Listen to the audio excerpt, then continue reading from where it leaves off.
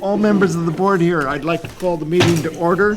I'm going to start with adjustments to the agenda, and we're going to move 6.2 personnel discussion. It was supposed to be in action matters instead of discussion matters, so we're moving that. Are there any other adjustments to the agenda? Then could we, one request, to move international trip approvals to the top of action matters? And yes, we have another adjustment to the agenda to move international trip approval to top of the action matters. So we'll have 7.7 first, and then we'll go with the two positions, and then the remainder of the stuff on the action matters item. Before we get too far, you need to excuse me. My body clock is at about 3 in the morning, so when we finish, it's going to be about 5 in the morning. Time to get going. Yeah. I just flew in yesterday, and I'm having a little bit of difficulty adjusting to the fact that I'm not in bed sleeping at the moment. If board members, if I start screwing stuff up, if someone would kick me and get me straightened out. We're moving on to 3.0, audience and communications, and I understand that we have a number of people here who would like to speak to power reading. And we have a large number, and we don't have a great deal of time. So I would ask those folks if they would like to have a spokesperson speak to power reading for perhaps up to 5 minutes, or whether each person would like to take an opportunity, and if each of us are going to take an opportunity, we're going to limit the comments to about 30 seconds. And I see shaking heads, having provided 2 options. That doesn't give me that much of a clue so far. The option 2, 30 seconds. Okay. Then whoever's going to be first, please give your name to Sandy, our secretary, and you're up for 30 seconds, and your time's starting. And I'm getting away from. Yes, I'm sorry. I should have specified that. When you come to speak, come to the end of the table next to that water bottle, and there's a microphone there, and speak into the microphone. Yep. What is this for? Yep. Okay. And folks, with this many, I'm very serious about the 30 seconds, and I'm going to be cutting people off if it goes too long. And you're on. Thanks. My name is Gretchen Carpaya. I've been employed for this year at CVU as the program assistant for the power reading program. This program is an incredible service to our students, including our ELL. It helps them socially, emotionally, educationally. I'm a better teacher for having been a part of it. And I know our students are better in every single way for having been in that class. Thank you. And thank you for the 30 seconds. Yes. All right. And I love to talk. Yes. And we have next, you're going to give your name to Sandy. Emma Putre. Putre, P-U-T-R-E. Hi, I'm Emma Putre, and I'm a sophomore. Literacy Seminar has helped me succeed in all my classes at CVU. I was in Literacy Seminar for 2 years. Even though I've moved on, with the connection and support is still there. Tina, Jess, and Gretchen are advocates for all students, and they want the best for everybody. Thank you. Thank you very much. Next. Hi. You guys are doing this very well, and I thank you. Yeah, I have a very short little list. Amy Knight, I'm a community member. I taught with Jess for years in Burlington, and I just happened to hear today that she was, her job was up for, and it concerned me, so I came, because I find that unless you know Jess, you don't know that students seek refuge in her brilliance and in her, in her kindness. And as a community member and taxpayer, I can guarantee you if you cut back on her, we're going to end up paying down the line because kids are not going to show up to school as often. Kids are not going to learn as much. Kids are not going to try as hard. She's one of the most brilliant educators I've ever had the luck of being in the classroom with. I'm just amazed by her, and I hope you look at her personally and not just her position. Thank you very much.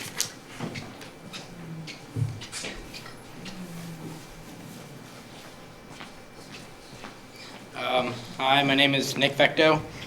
I'm a freshman here at CVU, and I've been in power reading for 2 semesters now. Tina, Gretchen, and Jess have improved my reading skills so much. Reading used to be a huge struggle for me, and now I can go home with homework for reading and say that I can confidently do my reading by myself. Thank you. Thank you. Seamus Morrissey. Hi, I'm Seamus Morrissey. I've been in this class for 2 years now. I like this class because of the small groups. It allows me to express my ideas and get help with my reading. Thank you. Seamus, thank you.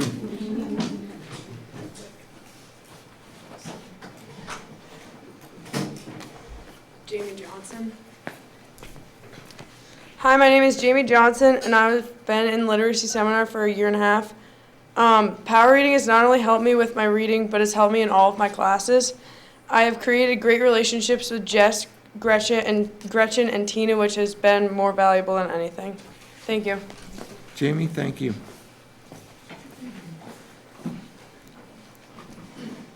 Erin Macy. Hi, I'm Erin Macy. I'm a senior and I've been in this class for 3 years. Jess, Tina, and Gretchen have really helped me improve my fluency of reading speed, and that has helped me really prepare for college. Mary, thank you. Aaron. Hi, my name is Lisa Pizzagalli, and my daughter Jamie's been in literacy seminar for parts of 2 different years. And I think in addition to providing the support for reading comprehension, fluency, literacy, the venue that this class provides is support for these kids in terms of organizational skills, study skills, and just somewhere where they can go where they know that they can be heard. And the confidence that this program has built, not only for my child, but for others that I know of, has been incredible and really allows them to move forward from that point and bring that confidence with them to their other classes and inside and outside of the classroom. Thanks. Lisa, thank you.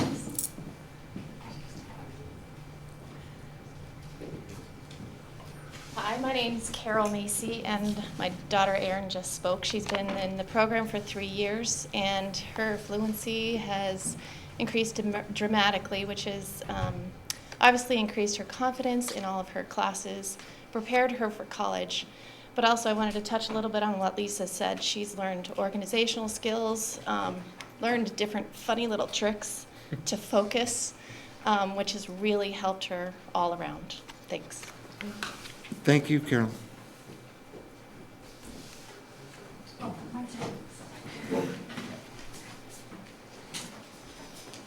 Hi, my name is Clarabelle Ramstrom, and I have 2 students in the power reading class, and I feel that the class is important for students who don't like reading or for those who don't feel confident reading out loud. This class has impacted my children in a very positive way because they have learned to understand the context better. The class has taught them a different method of understanding, and their reading has improved. They enjoy reading. They have more confidence, therefore they are much confident in reading out loud. I feel because of this class, they like reading more and they write better and they have a better understanding, and I think that if you expand the program, it'll benefit a lot of students in the future. Thank you. Clarabelle, thank you.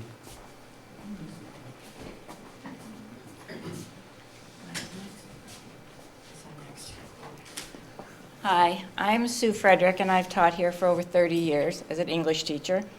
And I have seen the benefits of this power reading course in my classes and in other classes. And I have also seen how there's a trickle-down effect. A lot of the students come into my classes and they talk about what they've learned in power reading and they share it with other students, and They've shown confidence and learning skills, and it's boosted their test-taking skills, and I think it's a very valuable program. Thank you. Sue, thank you.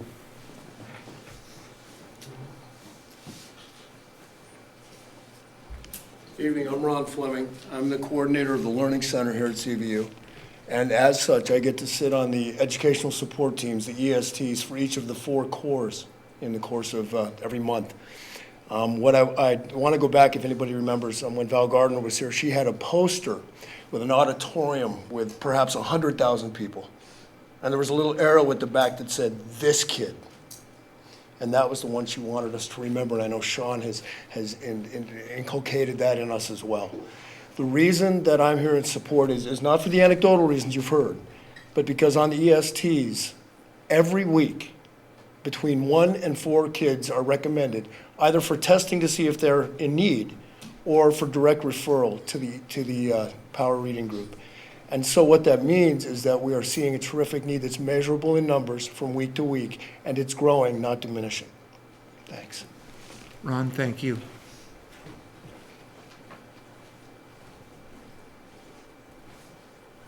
Do we have more audience communication on the power reading position?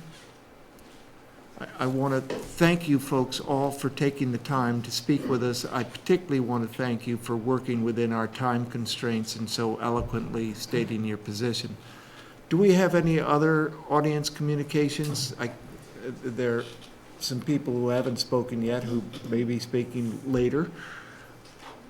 Then I think we're done with audience communications. Let me explain to you folks who came about the power reading position, what will be going on. Later in this meeting, when we get to action matters, the board will be discussing whether or not it's going to add a 5/10 position in power reading.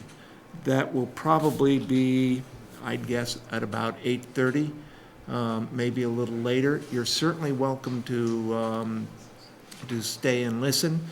If you do so, it's not a time for commentary, but it's a time to stay and listen, and you are welcome. You're also welcome to leave us to spend the night here alone. It is completely your choice. Having finished with audience communications, we're up to presentations. And we're going to start with wellness and guidance. And I'm hoping that Shep's standing up because he's going to start that along. That's what I'm going to do. All right. Dan Shepherdson, representing the Wellness Department. Thank you. Nice to see everybody again. I'm going to briefly give a quick overview and then turn it over to Sue Wood and Troy Parody to represent the department. As you've been hearing from the NECAP presentations earlier, and I remember Molly talking about science, increasing time for science and math. We've increased time for math, and you're hearing about increasing time for literacy. And Molly made the point that social studies is getting squeezed, and music's getting squeezed, and the arts are getting squeezed. I can make an argument that wellness is getting squeezed. I think at times that we tend to, kind of forget a little bit about the arts, music, drama, and wellness. But in our society today with this current generation, if you believe the experts out there being the first generation in history that's not going to outlive their parents, there's a real need for us to be aware of and give our students the opportunity to be not just lifelong learners, but lifelong active and develop the skills and attributes of understanding the importance of physical fitness and a healthy lifestyle in their lives. With type 2 diabetes and obesity and all those things being rampant in our society, wellness is one of those departments and lifestyle people that are working to facilitate their knowledge in that area. So Sue Wood and Troy Parody, both veteran teachers here. Troy's in the core program and Sue teaches in the 10th through 12th grade program. So. Good evening. So I guess I'll begin. Troy and I put together a program that we wanted to share with you, and we're hoping also that you'll ask questions at the end because it's hard to capture everything in just a few minutes. So we have a lot of things to say. We wanted to start out, thank you very much, first of all, for the support that you have given us over the years. I've been here 30 years now, and I've seen a lot of positive changes, a lot of expanse and growth in our program, and a lot of new things, particularly the last 5 or 6 years with the addition of our yoga mindfulness unit. So we are a strong program here in the state of Vermont. I annually attend the Vermont Association of Health, PE, Recreation, and Dance. We've done presentations regionally. We've actually been invited to share what we do with other schools in the state of Vermont. So I'm really proud of what we've been doing and a lot of new things that we've been doing. I'd like to invite you at any point to stop in and see the excitement in the fitness center, the classroom, the wrestling room, the mini gym, the gym. There's always something going on. So we are a diverse program. Particularly, we're made up of personal fitness, project adventure, personal health, and life and team sports, which I want to be sure that I speak to because that's a very key, important part of our program. So we'd like to back up a little bit and just tell you about what's particularly happened over the last 7 or 8 years, is that our program has really evolved with the renovation and the improvement of our physical space. And we are able to accommodate in the fitness center, particularly for personal fitness, we're able to accommodate 18 students, okay, at one time on treadmills, arc trainers, and spinners, and then add on top of that rowers. So we're really able to work on cardio for those kids. At the time of the renovation, we were able to work and be supported by Talk About Wellness, which also I'm sure a lot of you are familiar with, that was supportive of the fitness center, and along with Sean's support, to bring in the aspect of a real yoga mindfulness unit, and the kids respond to it very positively. I see a couple heads nodding here. So we've been really fortunate to have the new track space, that we have a classroom that's dedicated. We spend a part of most of the personal fitness classes doing some work in the classroom. And so we feel that our teaching space is really a bonus. We also have had at the same time cafeteria improvements, and we have been trying to do supportive work in the classroom to help students make more improved choices in their nutrition as well. And then I'd like to also add that the community also is very engaged in the use of the personal fitness center. During the day, we've had an increased interest of students wanting to use that space and work out in their free time, and that's been, particularly this year, we've noticed that.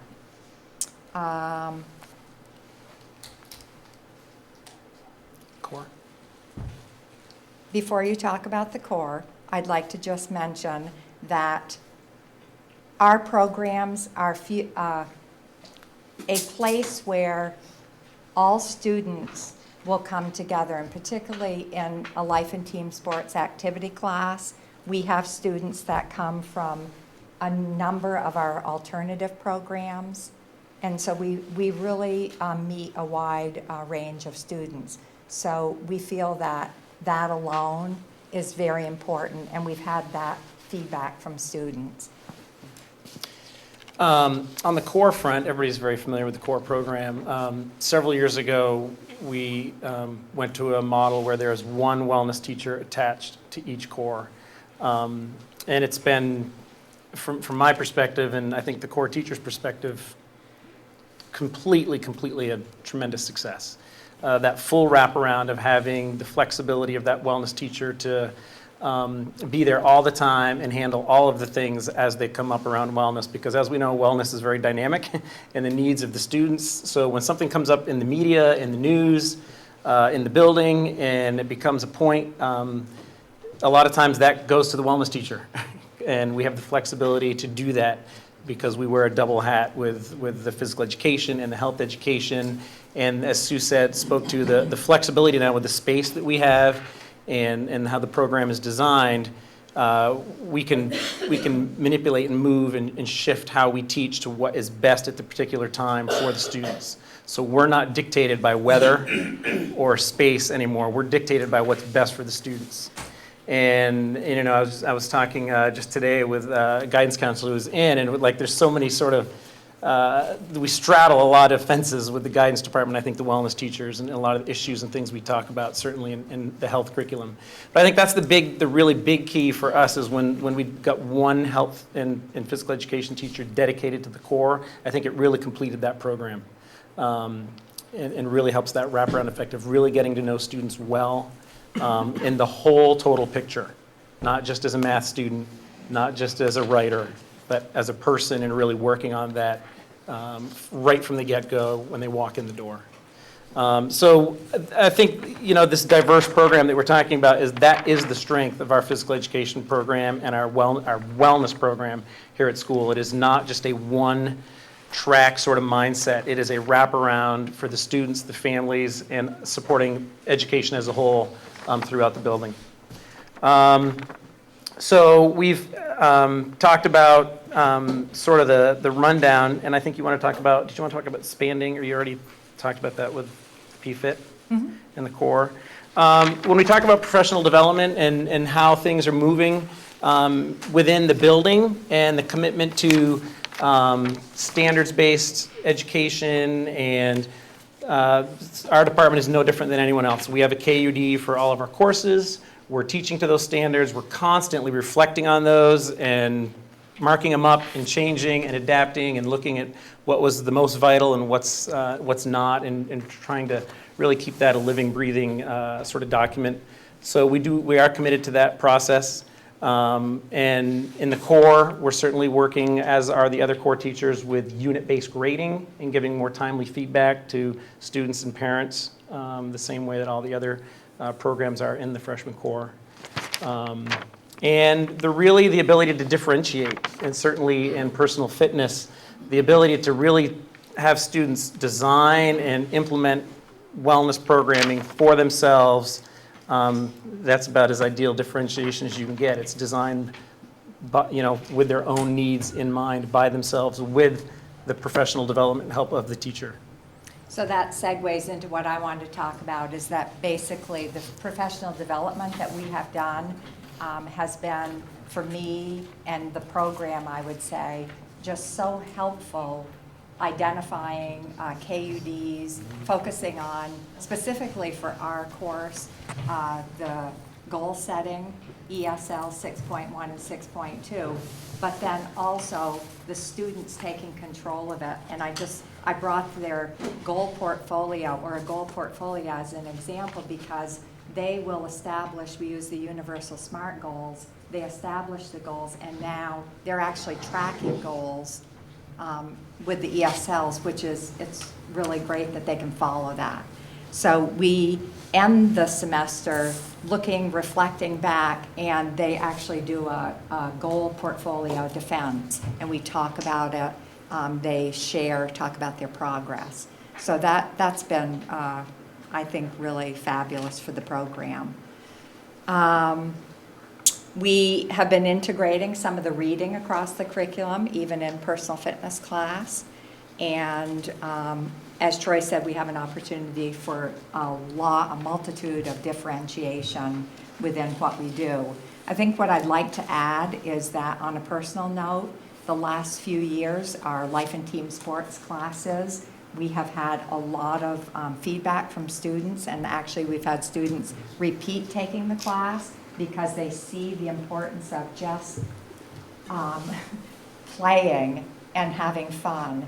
And I have students that will say to me, oh, I've seen you walking down the hall for 3 years, but I never even knew who you were. And now, they meet other students from different walks of life. So it's continues to be a very popular course. So, we have a strong program. We think it's a great model for other places, but we're not content, as no one is in this building. I think that's what makes this place so great. So we have some things. We've been looking at long-term planning and looking at vision about how we, now that with the facility, with the change of students, with other things happening in the school around scheduling and trying to have more flexible programming, we've met with someone from the state. We had a day-long planning. We're looking at potentially different ways that we can meet students' needs for 4 years here.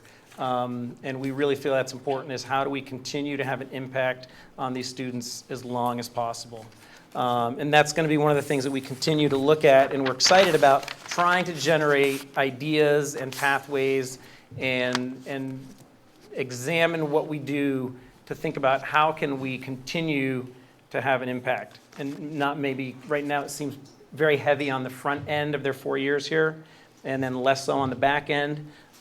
We feel it's important to not disappear in their lives that junior and senior year. So we're committed to trying to figure out how to make that happen. And we're going to continue to work toward that. You're going to hear at some point from Shep, I don't know if it's tonight or not, about the ropes course.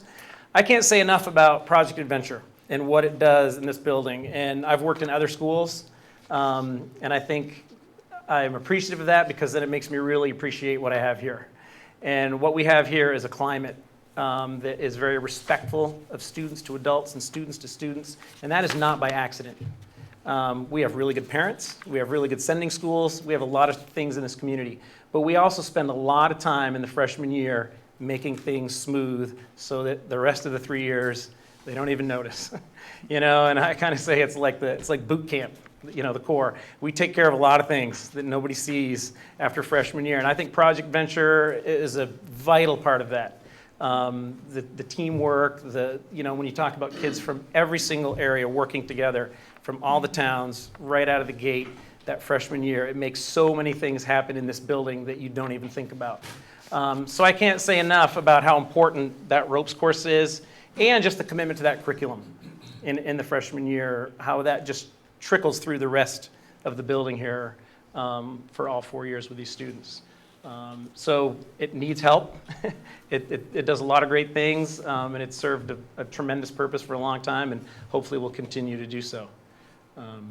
So I just wanted to speak to that. Troy and Sue, thank you very much. We're running very short of time, and I see we have a whole pile of other areas to go through in a limited period of time.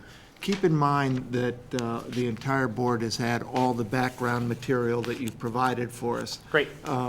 And I think we're good. That's all we wanted to speak to. Great. Any questions for the board? Yep.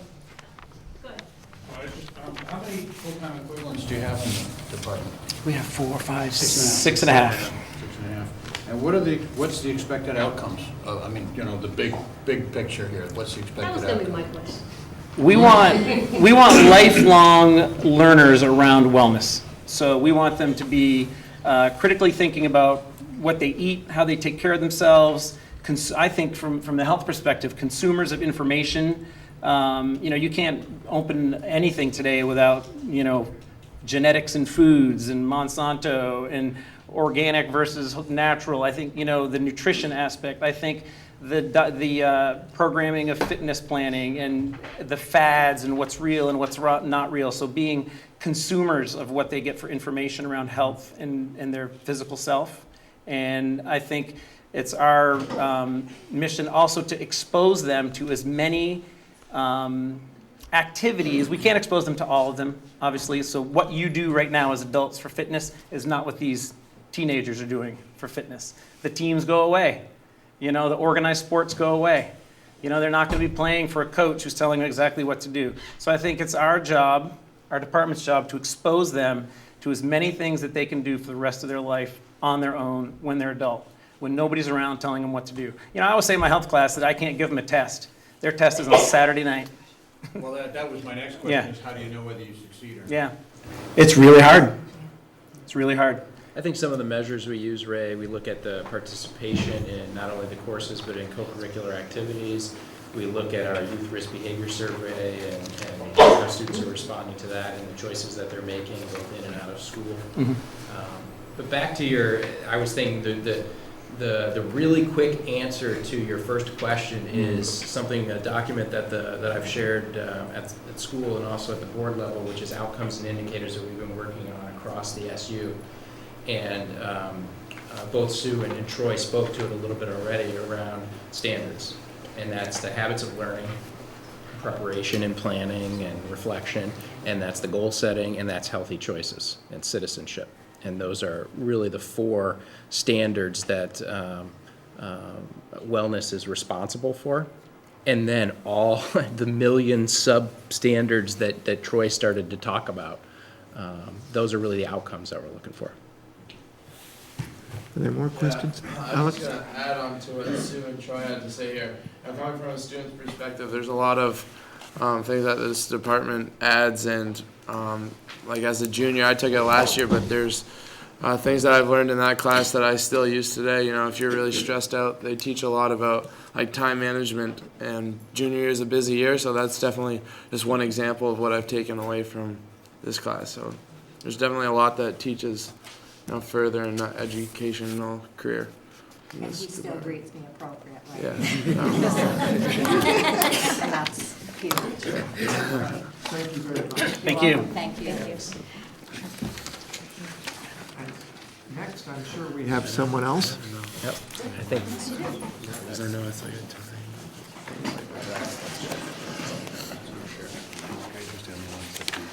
So these next 10, 15 minutes, we'll be talking about the school counseling program. My name is Patty Thomaschott, and I am the director of the guidance department. I'm Jane Krasnow. I've been a school counselor here since '97. Wow. I'm Jen Bickel-Hayes, and I am the Nichols House Counselor, and this is my 3rd year as a school counselor, but my 7th or 8th year at the high school. We prepared a short presentation. We've asked students 3 questions, so we'll start with that.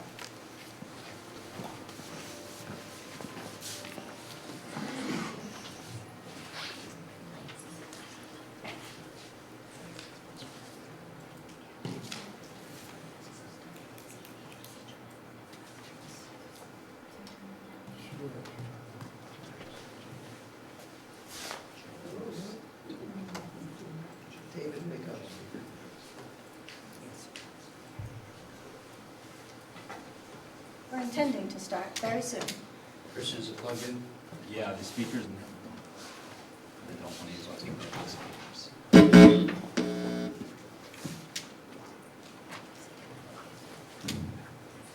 So the first question is, how did you get to know your counselor? And the thing about this short video is they're mostly seniors, but they're kind of a wide range of students. Do you have it? Where was the video? It's on the Tuesday.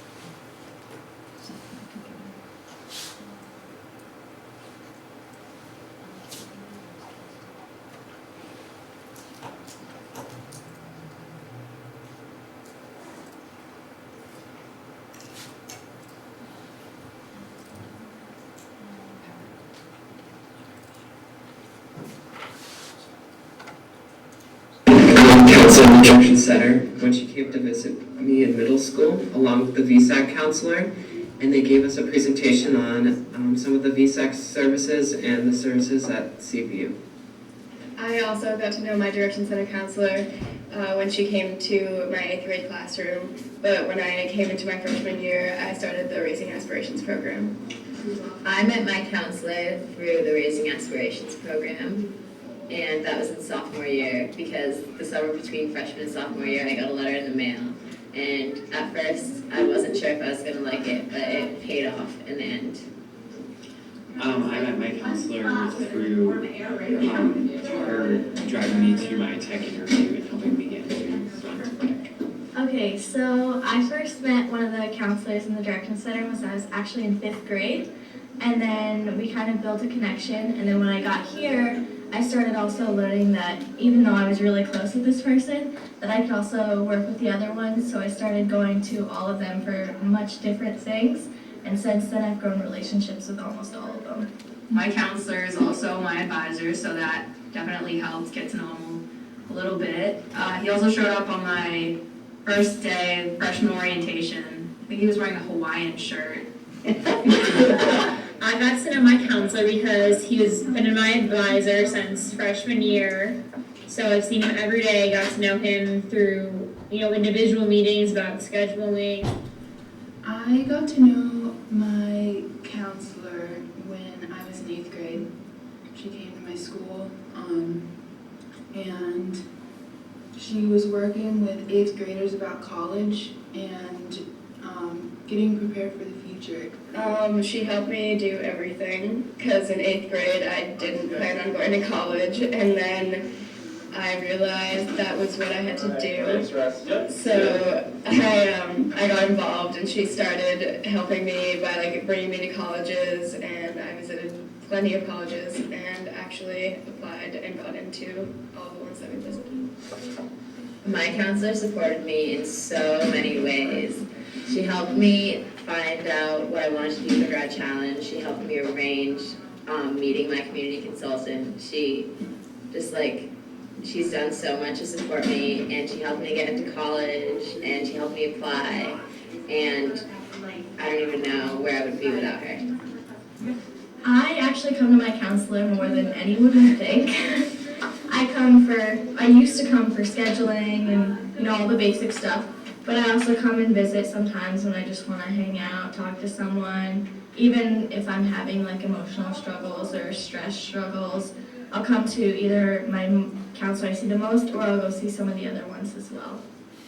He supported me choosing classes and figuring out what I wanted to do later as like a senior, so I had like a class plan for like the rest of my high school career, and getting involved in the Burlington Tech thing, like the whole program, what it is, because I didn't really know about it. I knew about Essex, but I didn't know about Burlington. And Burlington has the program that I want to go to, so that was really helpful. He also is a friendly face to say hi to in the hallway when you're walking. I have another counselor, she was the director for the virtual high school, and she helped me because I never done virtual high school before, so I kind of did a little crash course one day after school and learned how to use the program, and after that, any kind of questions I had, she was very helpful with. My counselor has supported me through 4 long years. It started when I was a freshman. I actually was with a different counselor at that time, and both of them really tried to help me, but once I started getting more tech-oriented, and also because I was in Raising Aspirations, I started going towards the other one because she already knew what was going on with me. She knew me so well from having her in her class, from having from Heinsberg to CVU. It was just like a lot better for me to be with someone.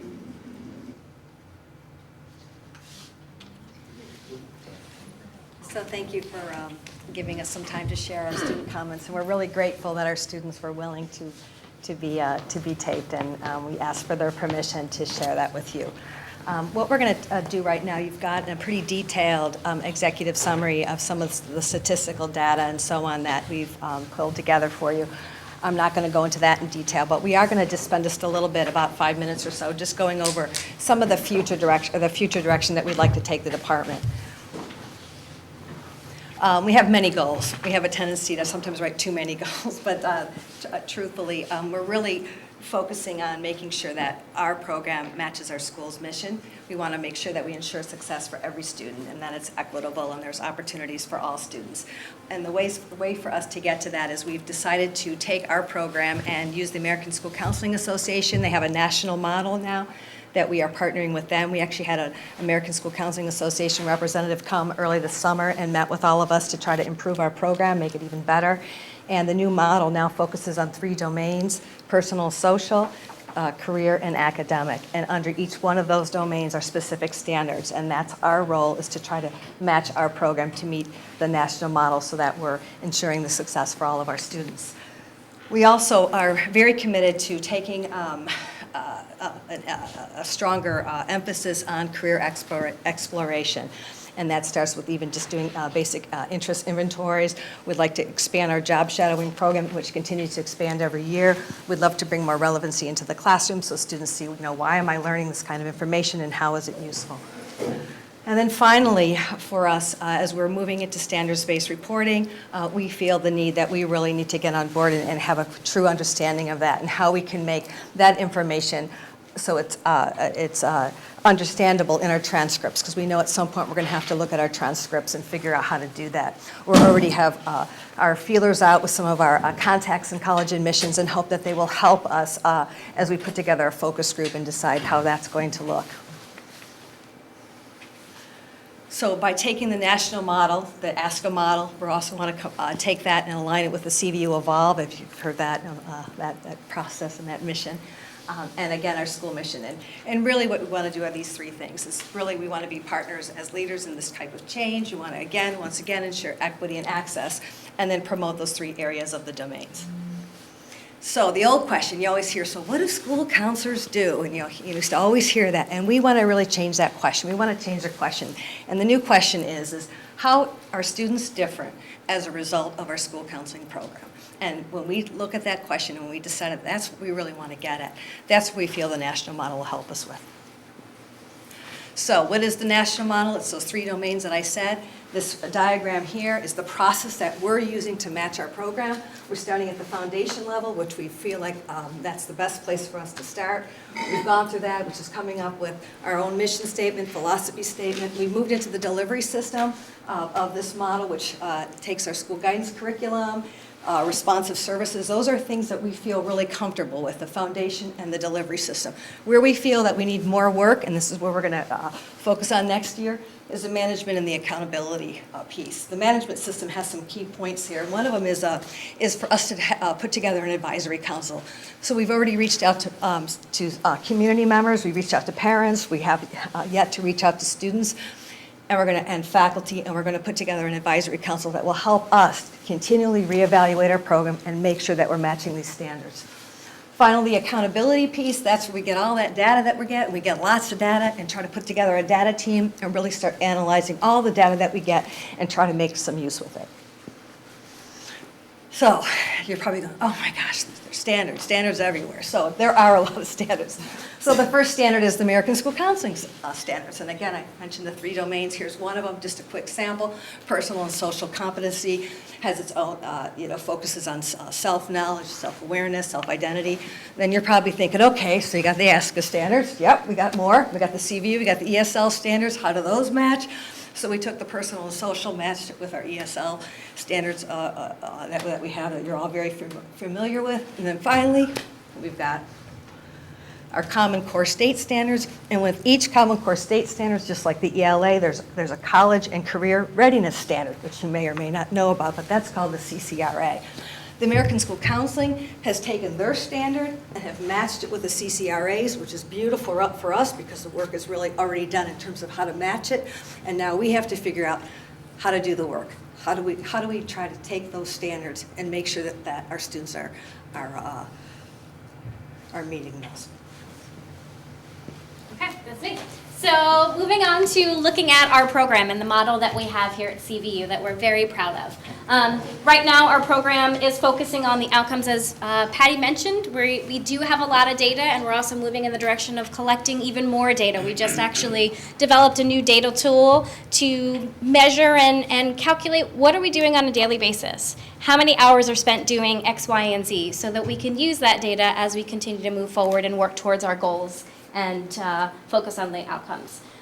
So then looking at where we are, what is the impact? So as Patty said, that old question of what do school counselors do, but also moving forward and looking at, with the work that we do, how are we impacting our students and how are their lives changed as a result of working with us? Sorry. And then the changing and adapting to be more responsive. So taking a really close look at the data that we have and making sure that we are keeping up to date with that and that is informing the future work that we have.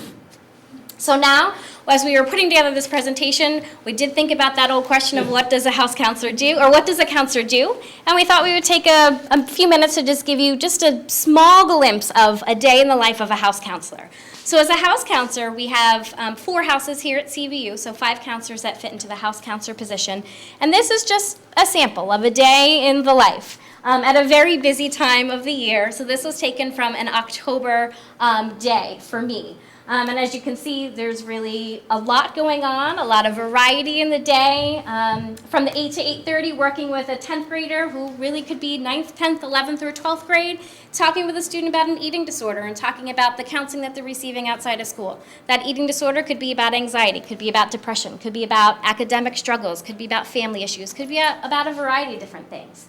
Could be working with a student on college planning. So October is the busiest time of year for our college planning, and really helping students. So helping them do some college searches, maybe helping them fill out applications, working with them on SAT prep or ACT prep, and helping them through that process.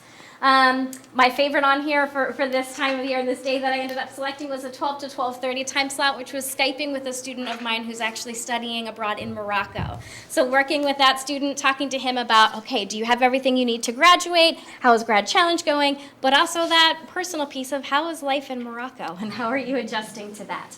The 1 to 1:45 time slot is a classroom presentation. So I'm doing a lot of different things throughout the day, and this is another fun piece, is getting into the classroom and trying to meet a variety of students at once. The plan presentation is an opportunity for us to go in and introduce the plan test, which is the pre-ACT or practice ACT test for students. We talk a little bit about what the test is, what to expect, and just kind of how to take the test in a sense.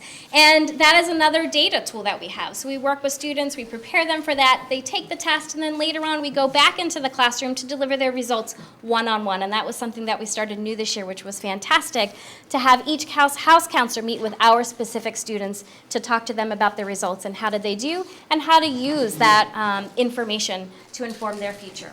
Writing letters of recommendation, reviewing college applications, talking about dropping classes, working with students and parents on setting goals. So again, just a variety. So within one given day, we can do a lot of different things. So as Patty mentioned, the ASCA domains, looking at the personal, social, the academic, and the career planning. And we just broke this down to give you an idea that with each thing that I'm doing or that we're doing throughout the day, we meet all of those domains in different ways. And some of the work that we do has a variety of domains. So for example, Skyping with that 12th grader. So the personal social piece, dealing with what is he dealing with emotionally while he's away. The future planning, the career planning piece, and the college piece. And then obviously the academics too, to make sure that he's definitely on track to graduate when he comes back. So again, just a glimpse of what our day looks like, and then just showing you those domain pieces as well. So as you know, we have 4 houses, and we have a house counselor for each, and I'm what's called the Pathways Counselor. So my focus is a little more on programming, and these are some of the programs that I work with. I'm the site coordinator for Virtual High School. I do recruiting and support for students who go to the Tech Center, and in the executive summary, you can see we have quite a few students who are accessing both Burlington and Center for Technology in Essex.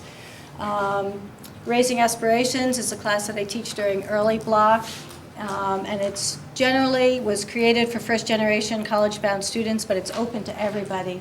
And Dual Enrollment is a program that you're probably hearing a lot about. It's funded through the governor's office, runs through the state colleges in Vermont, and right now every student can get one free college course in their high school career, and money, I believe, has been allocated or is on the table to be allocated to increase that to up to 3 classes.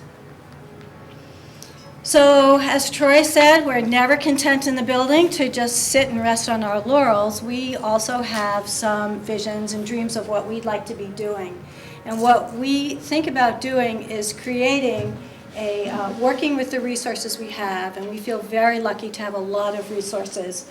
And so this chart just shows some of the people who are providing services to students and some available resources as in the building and also outside of the building, some community resources. And our vision is to really create a collaborative community center that would bring in existing programs within the building with community programs, new initiatives like GOAL, which is a multiple pathway, and to create a really fluid program that could bring people into the community, into the school, accessing Access, using them for advertising. I happen to know the director of the Access program. And as well as Adult Basic Ed, CCV. We're very fortunate in the Chittenden County area to have a lot of resources, and we would like to see the Direction Center work well to make this place a hub of all of that. So those are some dreams that we have that we'll be working towards. The only thing right now that we would be asking of you is to think about, we want to create a career speaker bureau. You're all community members. It'd be great to have you come and be available to talk to classes and things like that. So I promised you 3 questions that we asked the students. I have one more left to show you.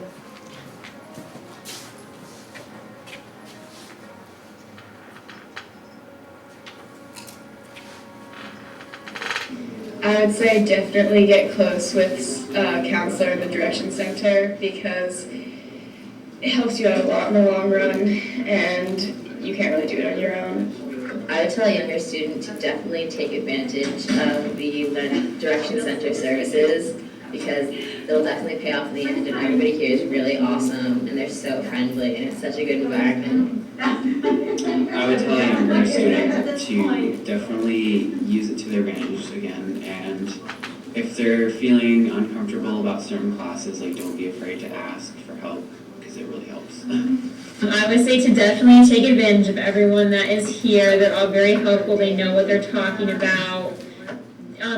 You get to know them over the 4 years. They really get to know you as a person and know your interests and what would work best for you class-wise, workload-wise, and teachers. Advice that I would give to younger students about the Direction Center is never feel like you can't go and talk to your counselor.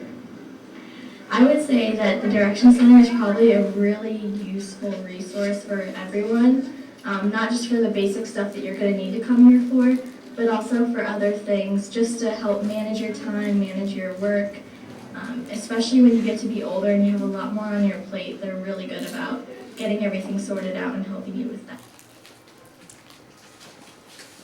And finally, we did a soft launch last week of our new Direction Center website.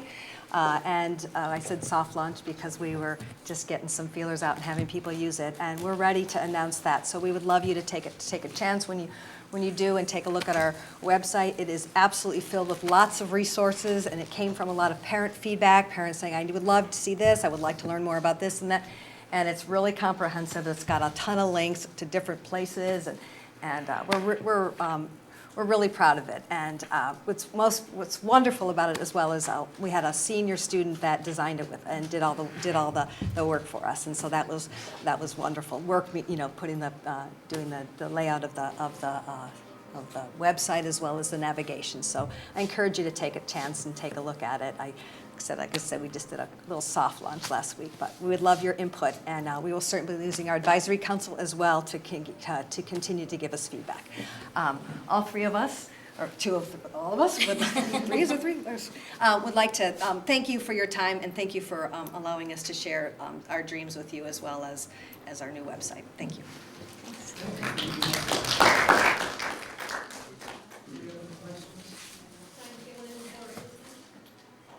You want to ask a question? You've got 30 seconds. Go for it. I noticed in the material you sent a growing number of applications that kids are going having more. I'm a little concerned that, first of all, you have really cool jobs. It sounds like a lot of fun, and I know how stressful it is. But how do you make priorities? I mean, I would hate to see somebody get shortchanged. Raising Aspirations kind of kid get shortchanged because somebody else wants to do 8 applications instead of 6 applications. So how do you prioritize that kind of work? We work faster. That's what I was afraid to say. We also have some great tools that can help us. We have Naviance, which I don't know if we had when Kelsey was in school. And so we've expanded that, and we can send a lot of stuff electronically. It saves us tons of time. So, counselors often, especially in the fall, as Jen was saying, will work nights and weekends. We know it's a busy time, and we just, and I really want to support kids. And I think just to add on to that too, I think the beauty in having a pathways counselor is that Jane can help us with that. So if we're meeting with students individually, before we even meet with them, she offers the college application process 101 class. So gives them that tutorial in Naviance first and gives them kind of a list of here's some things that before you go meet with your counselor, here's some things to talk about. So we work together really well, I think, as a team within the Direction Center so that we're bouncing ideas off of each other, but also like you start, then the tag team, and then we just, you know, get it all done somehow. We started in August before school started, offering that to seniors. So. And the other piece too is with our new model of having the house counselor system, we know our students so much better now. Yes. So, as Alex is a perfect example of, as a junior, I've been working with his class since they started as freshmen. So I know them a lot more. So by the time they get to senior year and I'm writing a letter of recommendation, we've already talked multiple times about what colleges they're interested in or what their future goals may be. So it's a smoother process as well. Thanks. Thank you very much. Yeah, thank you. Thank you.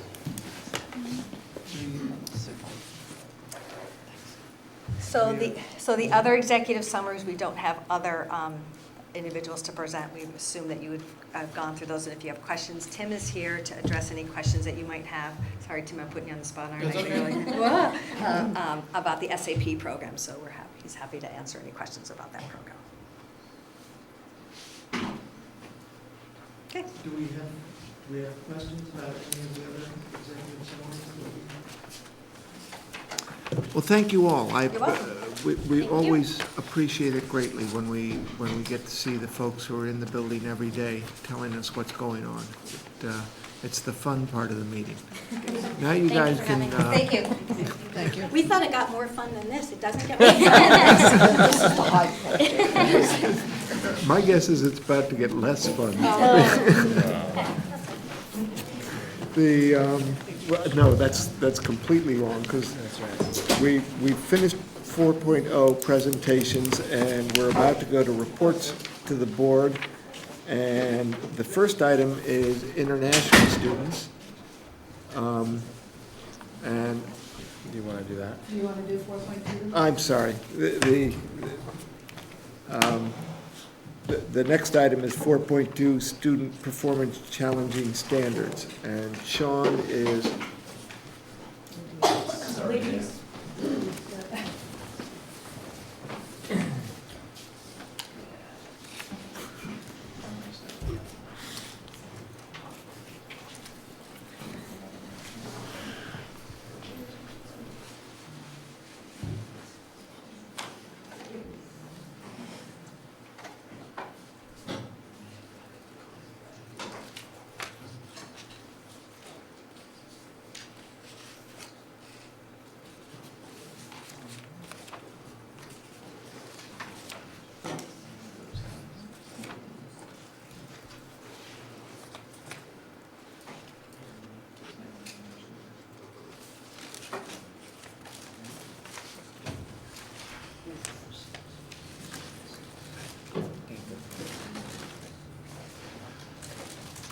All right, so as always with the challenging standards report that you get, there's a ton of data to sift through. Some of you were at the CSSU presentation at the prior board meeting, so I wanted to, but some of you were not, so I wanted to touch on a few of those slides and then get into the challenging standards, and I'm going to grab just a few slides from each one of those presentations, CSSU and CVU, to kind of focus on, but feel free to jump in and ask questions about anything that you're interested in that if I don't pick it to touch on. So the first one is people are always interested in how we compare to comparable high schools. And in the area of reading, we were second when you compare to Essex, MMU, South Burlington, and Montpelier. But having the most amount of students, as you can see. And reading is a real strength of ours. I think what I would attribute that to in a more anecdotal and qualitative approach would be that the precise and intentional instruction that 9th and 10th grade, particularly core teachers in the 9th grade, and then humanities teachers who are doing a lot of instruction around reading in our 10th grade humanities teams, and then certainly what's happening at the K-8s around work with reading.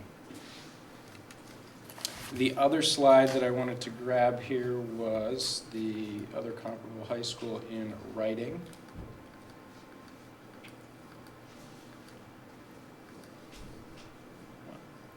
And we're number one. Yay. And we have had, I would attribute this to some of the same things, the focus on literacy and that real intentional and precise instruction and assessment that's happening particularly in 9th and in the humanities part of 10th grade, and certainly the work in the K-8s. Writing has been something particularly through Grad Challenge. There was a huge push at CVU many moons ago about writing across the curriculum. So we have many, many teachers outside of the typical disciplines who have been charged with teaching writing that have really good skills around teaching writing. And there is writing that happens in pretty much every single classroom. And so when that's happening, you know, it's, I think this is evidence of good instruction around writing that's happening in all classrooms. And then math.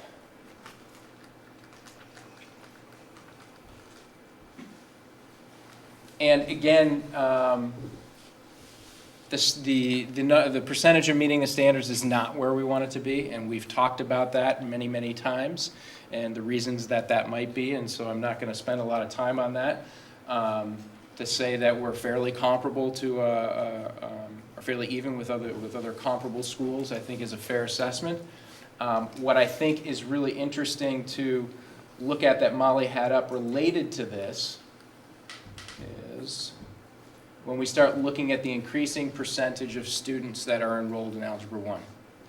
Okay, and we have seen a gentle rise in our performance on the kneecap.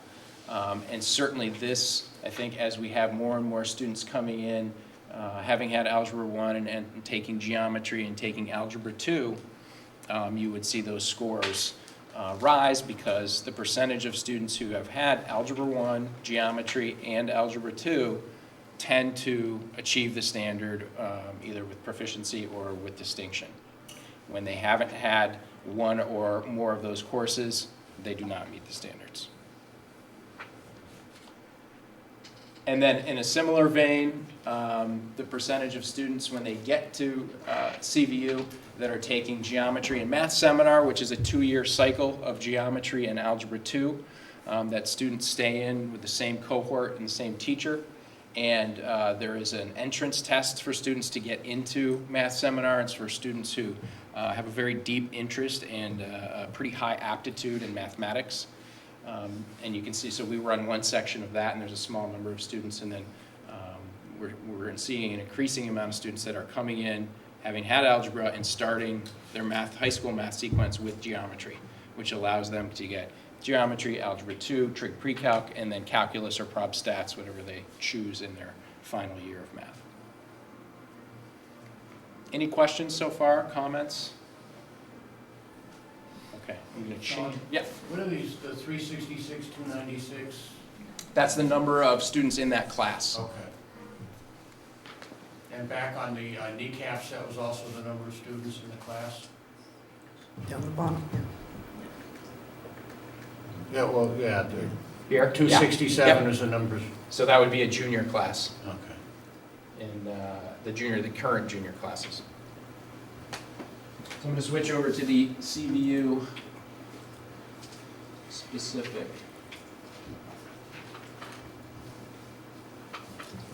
Let's start with.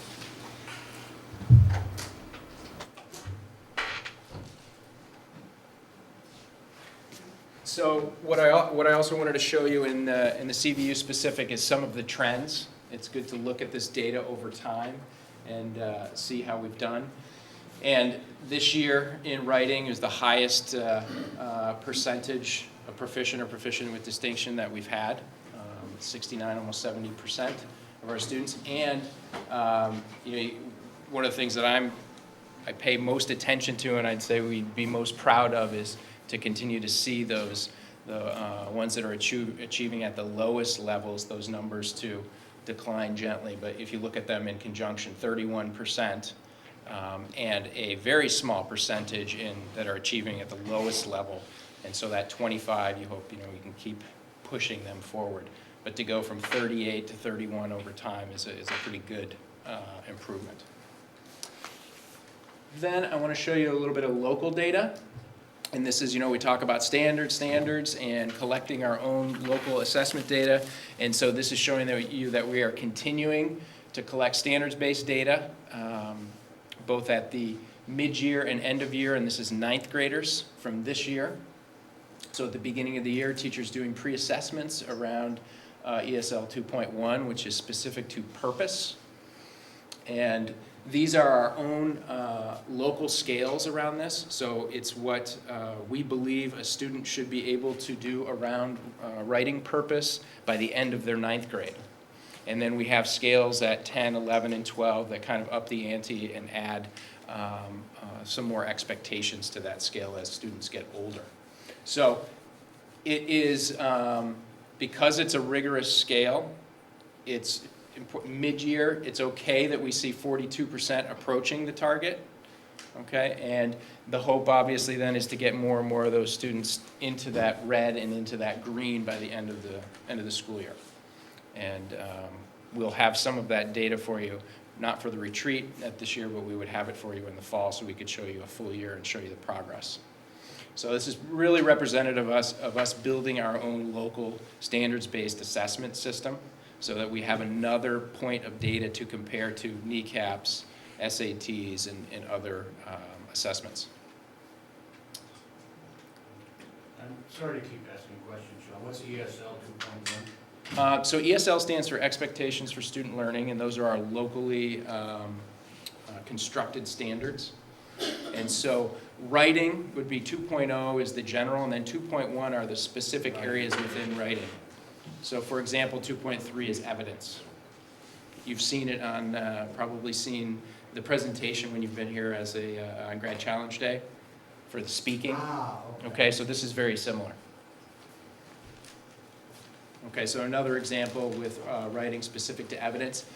And again, going back to literacy improvements that we see, when teachers in 9th grade and 10th grade right now are getting very intentional, this level of intentionality and precision around student skills, purpose, and evidence, they can give that type of feedback, and that's where you see students really start to grow, when they're getting that really precise feedback about what it is they can be better at and how they can be better at it, more opportunities to do it, and then that feedback loop continues. Let's see, 18. So this goes around a little bit with connecting to the power reading. And this is the degrees of reading power, the DRP that we do with the 9th graders at the beginning of the school year and the end of the school year. And if you were to compare the fall to the spring administrations, and we're really looking for students to be in those 3 and 4 levels. 4 is above grade level in terms of reading comprehension, and 3 is on grade level. And as you can see, there's growth from fall to spring in all of those administrations. And some of that would be attributable to some of the students that you heard today being in the literacy seminar, power reading, and getting the help that they need during the school year.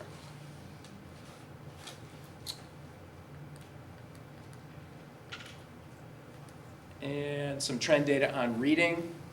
As Molly mentioned, reading is a real strength across the SU and is the highest point of proficiency and proficiency with distinction at CVU.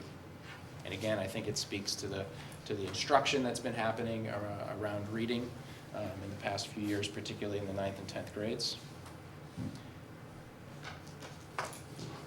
Another piece of local data around reading. And let's see, I want to show you math.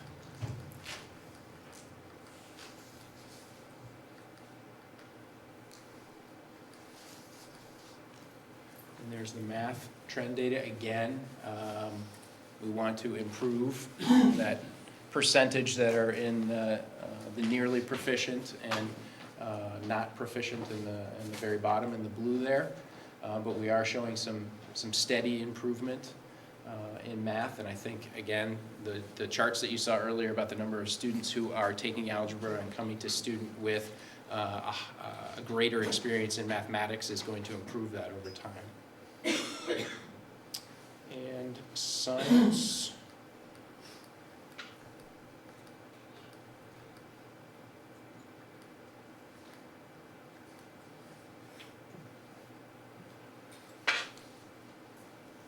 Again, steady improvement in science.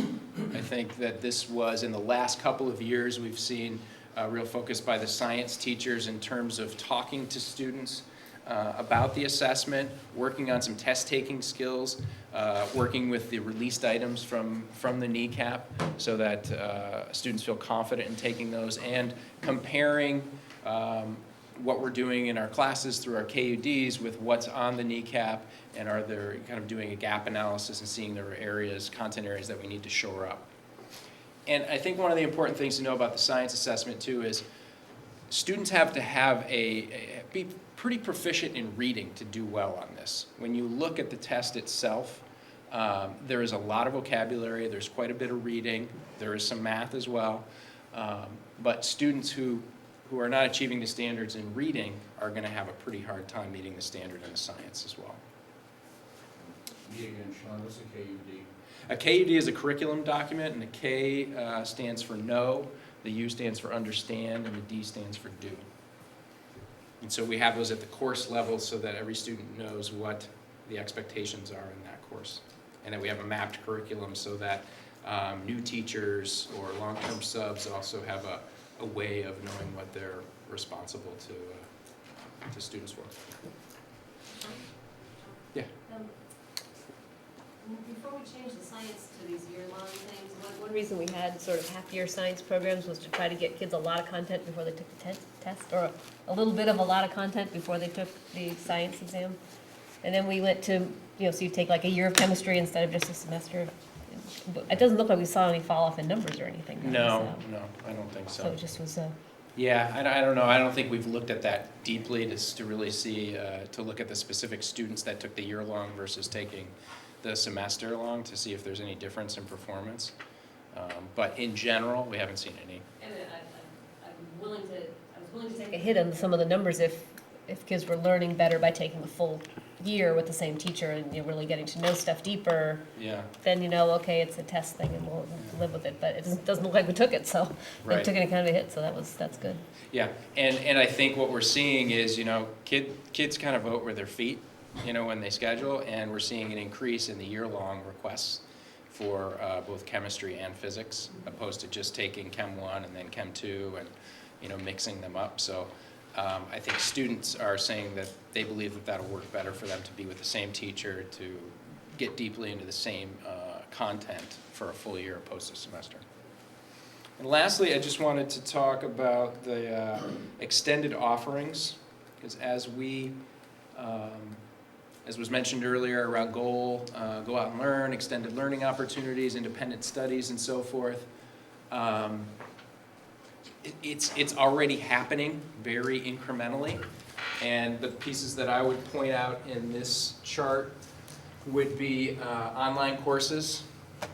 Although we only have 25 seats in virtual high school, we filled 70 this year, and we had the resources to buy a single seat because demand was so high. And so now we're looking at how can we get a few more teachers to contribute to the consortium so that we can get more seats.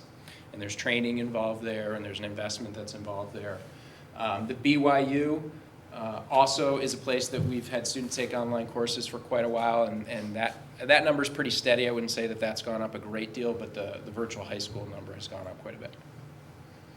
And then the other number to look at is the CCV course, 53 students, and that's primarily Intro to College Studies. So that's a lot of our students raising aspirations. Almost every student in our LIFE program is taking the Intro to College Studies course before they leave or graduate from CVU. And so to me, that's a great number that we see increasing every year. And certainly the help from the state to fund some of that has been really helpful. questions on other stuff? Well, I noticed one thing you skipped was probably Molly's presentation, but very, very impressive improvements on our children with poverty. I'm just really happy to see those numbers going up. So thank you for your leadership on that, because it's making a big difference for kids. Thanks.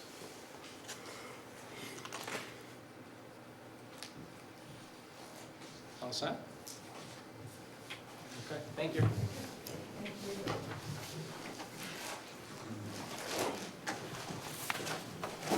Well,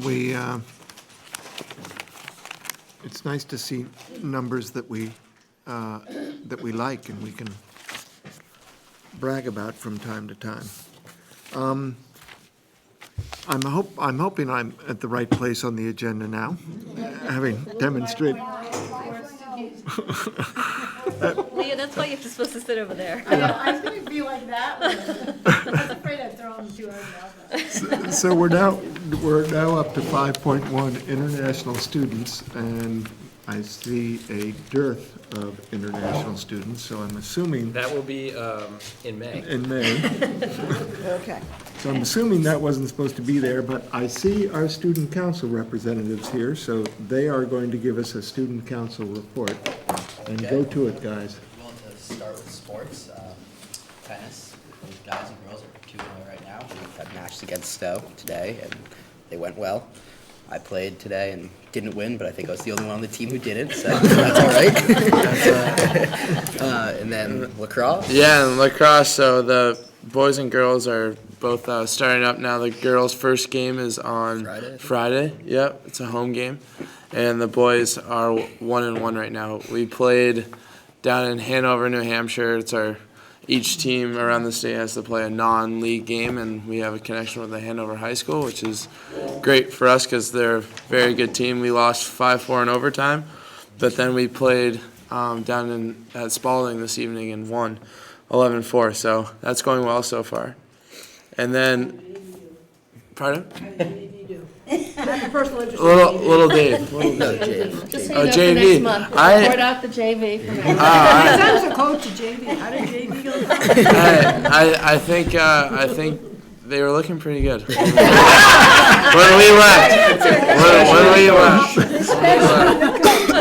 Dave was looking good. He was great. And then in terms of student council for events, we had organized a rave for last Friday. All proceeds, there's a fundraiser for the Make-A-Wish of Vermont. Rave, it's like a very sweaty school gathering. It's a dance, just with more like house or techno music, it's like genre music, so you're not going to get the slow dance or the waltzes. And there are generous administrators like Mr. Shepherdson over here who agrees to facilitate these activities so they go smoothly. And we got a decent turnout. It definitely wasn't what we were intending for, but every little bit counts towards the Make-A-Wish. So they were very appreciative of that. And then we're also doing a barbecue, a student council barbecue later in May that is for the sports teams. It's going to be on like a Friday evening after the practices. I think there's a girls lacrosse game that night as well, just for the teams, for students to come, have burgers, hot dogs, visit, play lawn games, just have a very big group-oriented activity for the athletes to celebrate. And then in terms of the Vermont Interscholastic Council, which is the council I started earlier this year, we are currently planning a county-wide dodgeball tournament because currently at all the schools, dodgeball tournaments are very big. So we think it'd be really fun if each school could send 6 to 10 teams, and be a good way for different kids to meet each other, and I think there'd be a lot of throw balls at each other. Exactly. Get a little good aggression out. Can board members put together a team? There's a requirement of 1 faculty member on each team, possibly. So maybe. But yeah, that group is actually going really strongly right now, and currently we're working on ways to making sure it continues next year. So we're starting to get the juniors more involved in terms of like the agenda setting process and things like that. So we're looking at continuity, so that's seeming very positive. And then just late last month, Miracle Worker, the school play, went on, and I didn't actually get to attend the show, but I heard it was very good and very interesting about Helen Keller. And then also AP exams are coming up, so all students in there are starting to really get cracking down from teachers and getting that last preparation in. And then also student council is working on a senior work day for when juniors take actually the science kneecaps. So we're currently looking into different helping out different organizations around the state that say 50 to 100 student groups, or 50 to 100 students in groups could go help out. So I was actually wondering if any of you guys had any good ideas of organizations that we should contact. Because currently we've talked with like the Green Mountain Club, the Food Shelf, and like different local farms that might need help. But opening up to you guys if you have any good ideas of organizations that could use bodies. Okay, and yeah, if you have any good ideas, feel free to email me. Exactly, that's what. Local motion? What? Local motion? Local motion? Local motion, The bicycle. Yeah, bicycle group. Oh, that's a good one. I'll look into that. What day is that? When is I think it's May May 16th. May 16th. 16. Good weather for we're gonna have. Turtle Mountain Outdoor Center. Yeah. Yeah. No, they could always use help. It's right next to my house, so you could come by with 10 or 15. Definitely. Yeah, it's a really interesting program. It only started, I think, last year, but it had a lot of support. Last year we helped out with Irene relief, but they're in Waterbury, but it's not as needed today, which is great. And so we're hoping for another strong turnout and way for seniors to get involved. But that is what it's looking like right now, and I guess just fourth quarter, things are starting to maybe wind down. Maybe teachers will lighten the homework load a little bit. Stay focused, Zach. I'm trying. Any questions? Well, a month ago, the second Wednesday of last month, we had a very good hockey game. Yes. Maybe the result was just one bit short, but well played and well behaved. Yeah. It was packed, it got it. Yeah, it was very exciting to play in. We had a lot of support. Our students, everyone keeps talking about sort of the difference between our CVU students and I don't mean to go about the South Burlington student, but the CVU students were all positive chants towards the CVU team. There was no negative connotations towards the opponent, so it was just great to see a lot of students supporting each other out there. And same with the girls' championship. Girls' championship, yeah. It was fun. Please don't schedule the hockey state championships on a school board night again. We'd like you to take care of that. Do we have any questions for these guys? Anything more? Then we can move right along to principal's report, and thank you, gentlemen. Thanks, guys. So I have two things to add to the report. The first one is, and Zach and Alex haven't gotten a chance to see this presentation because we had a snow day, but our 9th and 10th graders were able to see a presentation by two local Vermont men with autism called Wretches and Jabberers. And they've come to the K-8 schools as well, and they are amazing. And it's really fit in with a lot of serendipitous focus that we've had this year on disability awareness, from the Penguin Plunge and some other activities that we've had, and they were outstanding, and the kids were great with their questions, with their attention, and talking to students afterwards. They loved it. So they're coming back. We've rescheduled for the juniors and seniors on April 30th, and you guys will get a chance to see them as well. The second thing is I got to go back to the classroom and teach a couple of weeks ago, which was wonderful. Tammy Jo Dickinson was able to go out on some professional development that we were putting together a group of upper class teachers to start building this group to kind of take the work of the core and the standards work and expand it out into the upper houses. And I really wanted her to go, but she's also going with some students to Turkey, and she does FBLA, and she was worried about that. And I said, well, I'm dying to get back in the classroom. Why don't I do a unit on leadership? And so we looked at the research around leadership for a couple of class periods, and then I worked with Vermont Roundtable, Business Roundtable, Lisa Ventris, and we had a bunch of CEOs and so forth come in and act as panelists. And the kids, I mean, the students were amazing with their questions, citing the research and, you know, asking them about their own experience. And the panelists were great. Greg Marston, some of you may know from Vermont Bicycle Trips, and you know, who had kids here, and so that was it was great for me, and I think the kids got something out of it too, and it was a nice connection to the Vermont Business Roundtable as well. I'm thinking of a career change or anything, right?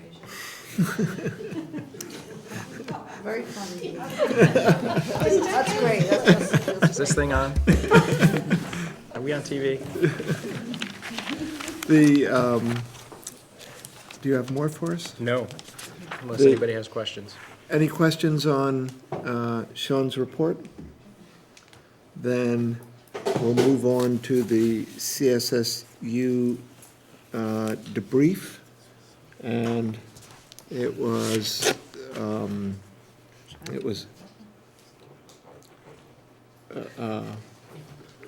I'm going to defer to someone else. We're sleeping. Yeah. Yeah. Jean, I'm not looking at the agenda, so I'm struggling what was, we talked a little bit about some, legislative breakfast is Monday. Monday? Yep. And there's a lot of talk in Montpelier around school financing. You know, while failing budgets close to home were a problem across the state, things passed pretty well despite a pretty good increase in education spending, which some people see as a problem. So there's some committee work going on that Elaine gave a briefing on. I think everybody gets those reports from the VSBA. So so we'll be having some discussions around the intent on that with the legislature, the folks that come on Monday, and some of the issues we have. There's one a tricky one that about voting on the CSSU supervisory union standalone budget. Right now you don't vote on that, it just becomes part of our budget, and you vote on the school budgets. This would be the public voting on that central office budget, but it's not just the central office part, it would also include all of the services that are funded from central office. And with special ed going in there, that number's gonna be huge at some point, a very big number, and people are gonna be saying, well, I'm not, could be saying, I'm not voting for that, central office thing. So it could be very problematic, plus the fact if our budget's passed and that one didn't pass, then our budget wouldn't be valid anymore, and then we couldn't hire, and it would be a kind of a nightmare. So I guess Elaine is going down to testify on that tomorrow, yeah. So that's going on, and otherwise I think it was pretty quiet. We got into the data quickly. Oh, the other thing, I'm sorry, that's just, I think most of you were at the executive session. In order to make sure that the communications, as we start into negotiations, that we have good communications, we're gonna have sort of joint executive sessions around negotiations going into it. You can explain this better than I can, Lorna, but that's my understanding. So at the end of the common topic, we're gonna have a joint executive session of all the school boards to discuss negotiations, get briefings on negotiations. It's just another way to improve the communications around that whole process, so that we all, as a CSSU, multiple school boards are getting the same information at the same time. Do you want to add anything? I have a question. I sort of remember reading, but correct me if I'm wrong, the question of whether to expand the number of CVU seats on the CSSU board is coming up next month. Isn't it on our agenda here? Yeah, it's But so, It's locally to get input this month, and it'll be back to the CSSU board as an action item next month. That's the process I'm familiar with. And it's not specifically identified here because the assumption is that we're all in favor of it, and we probably don't need to discuss it a lot more. But by way of background, the other boards are talking about it, and there'll be an agenda item at CSSU meeting in May. You know, it was on the agenda, sorry, for CSSU.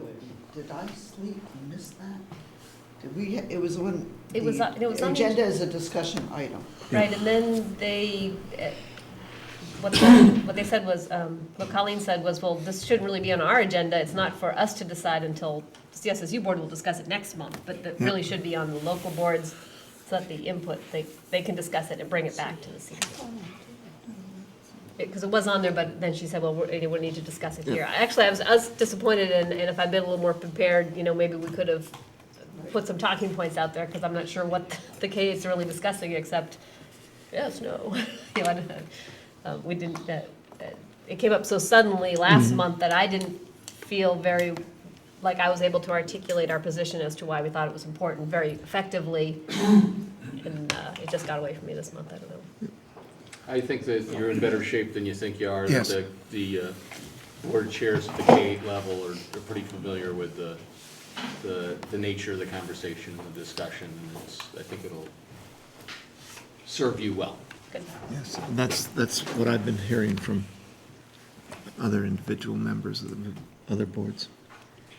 So, The only argument I've heard so far against it is if it ain't broke, don't fix it, right? So that's the only, no one said, doesn't seem to be a strong opposition except why are we changing it, so. yeah.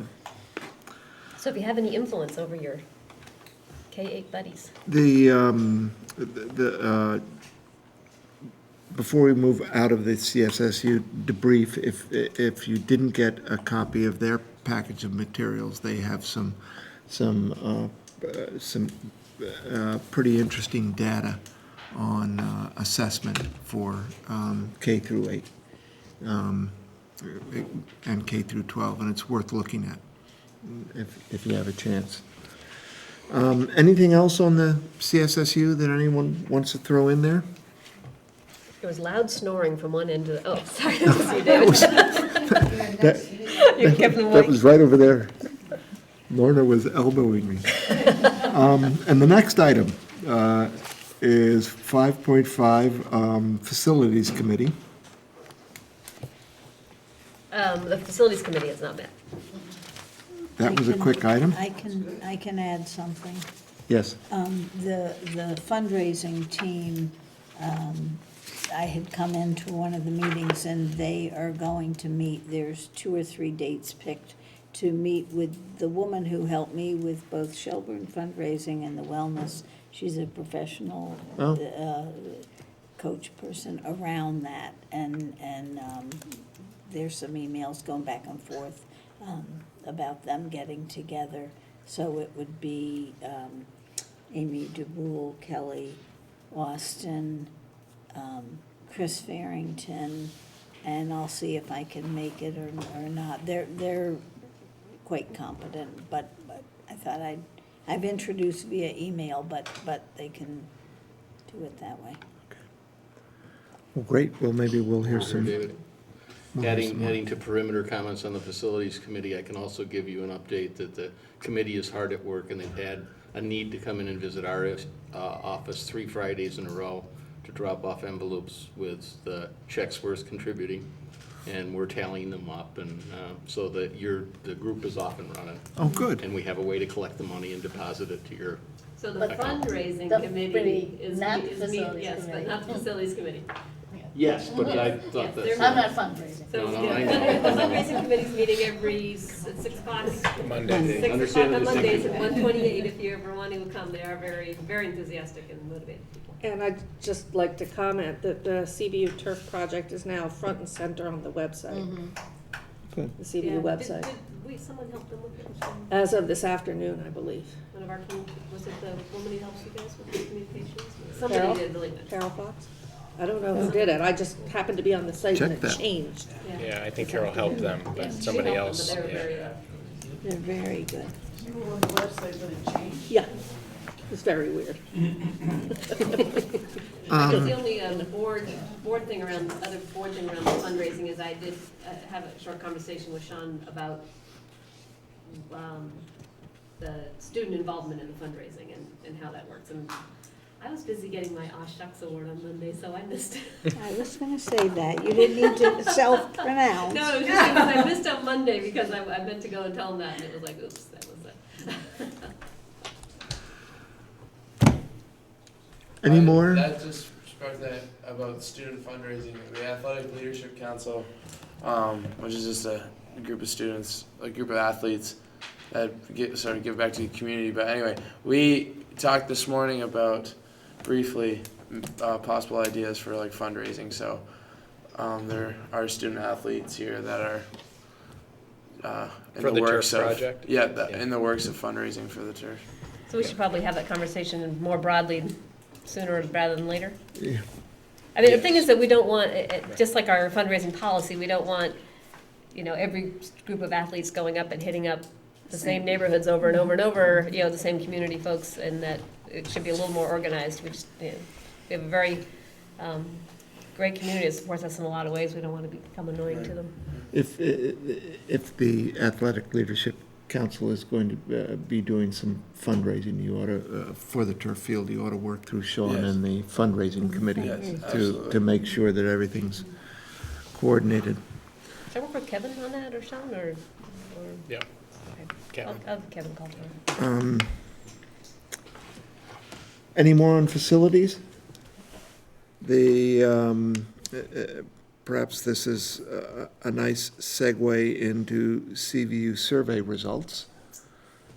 6.1, where the turf field seemed to be favored. Actually, so, I brought the questionnaires. I tried to pull it up. Do you have a hard copy? I'm having trouble getting it coming up. Would you like? So I hope everybody got a chance to look at them. I just added them up. I didn't do any in-depth analysis, and I'm really interested in what other people saw in the data. It seemed pretty clear there was pretty strong opposition to having an armed Yes. service person in the school. Yes. Yeah. But there were some folks who thought they needed more information regarding that one. Is that consistent with the data that you've collected, Sean, through the surveys? I'd say that it was more, if my memory serves me right, it was more split pretty evenly, yes and no, but there was still a significant amount of wanted more information. So it was almost like thirds. Really? Yeah. On the parent and the staff. The students were a little more clear about not wanting it. I think there'd be a lot of work to do to get it.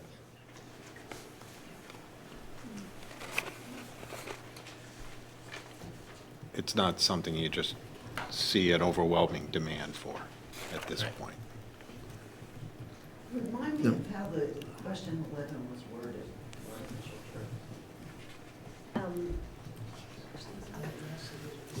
Did you have the surveys? Yeah, surveys. Yeah, no, I was wondering, I thought I put it on. Is it right on the survey? Yeah. Yes, I just saying that I typed it out there so you can look at it. So, in the spirit that we were not looking for, are you in favor up or down? That was not the intent of that question. The question was, the CVU board is considering operating playing fields, including replacing 2 fields with artificial turf. If the cost of this option is the same as natural grass, which statement best describes your opinion of this project? Select all that apply, which is why it adds up to more than the total. I support this project, or I'm concerned about the environmental impacts, or I'm concerned about health and safety issues, or other. I do have I typed in all the comments. A lot of the other was cost, which was kind of Yeah. I put it in the question, so with that, I'm trying to get, if cost isn't an issue, what's your issue? I can't think of, there were actually several comments about people saying other was, Vermont's not an artificial turf state. Kids should play on grass, you know? There are some people who would say that Vermont's definitely an artificial turf state, but, you know, because we can't grow grass, but that was really the only other that I thought was like not covered somewhere else. There were a lot of no's, but as you can read from the way I just read, it didn't give people an option to check no, so they wrote in no. That's why the comments have a lot of no's on them. Doing it over, I probably would have reworded the I support this project without giving, it's a yes or no thing. I didn't mean that. It was just like I don't have any concerns was what that was supposed to mean if I wasn't well worded, but.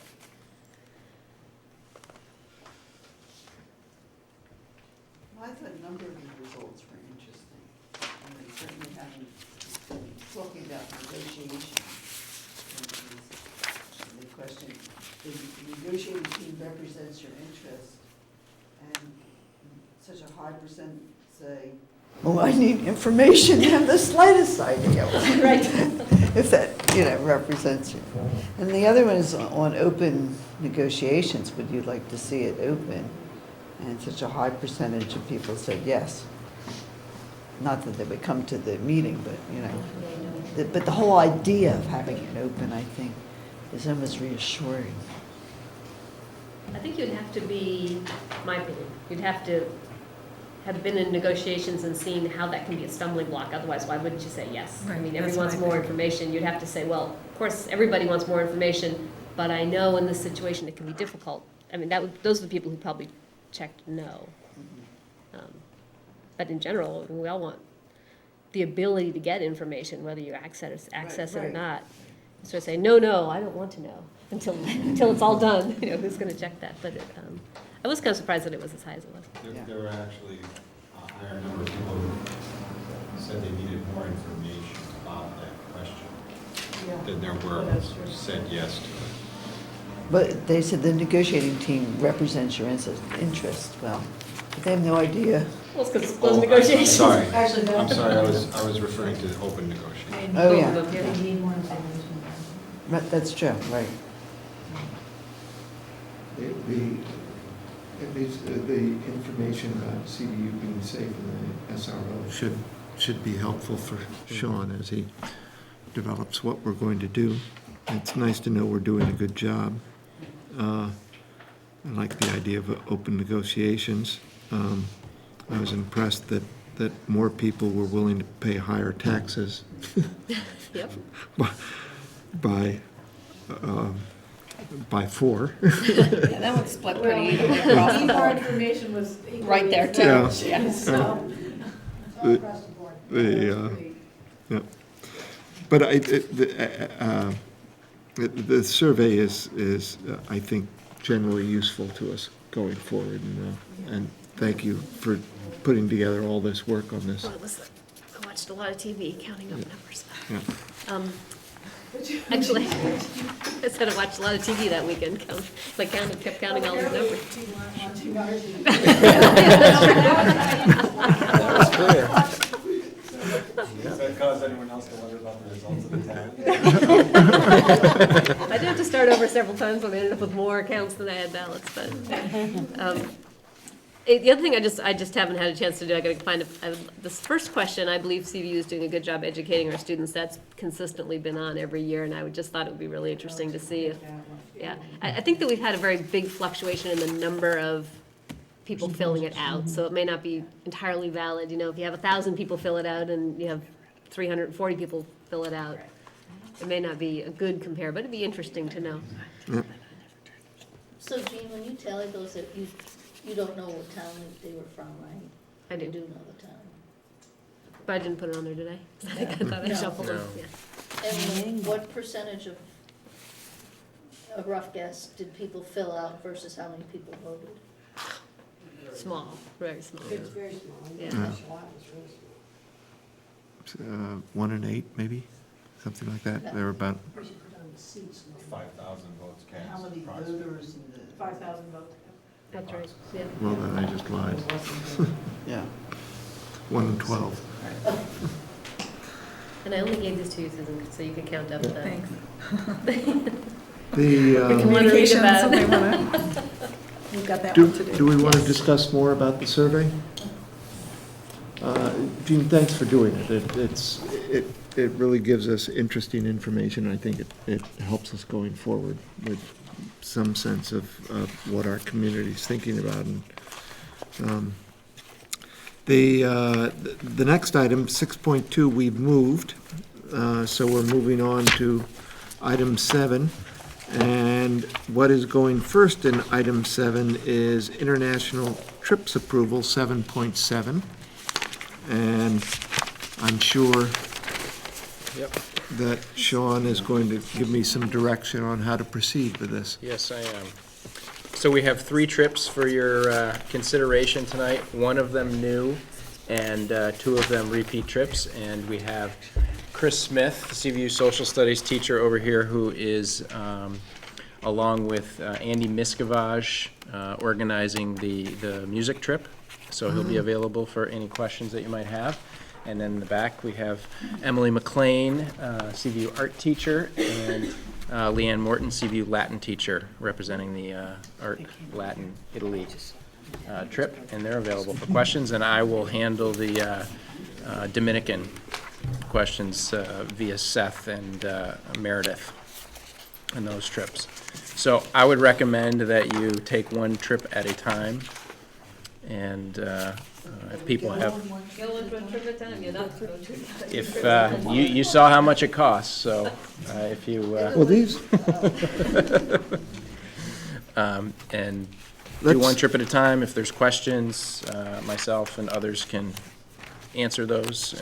and these are action items, so let's start with the, I would start with the standing trips and then move to the new trip as the final one to consider. so can I have a motion to approve the Journey of Art and Latin trip? So moved. Is there a second? And discussion?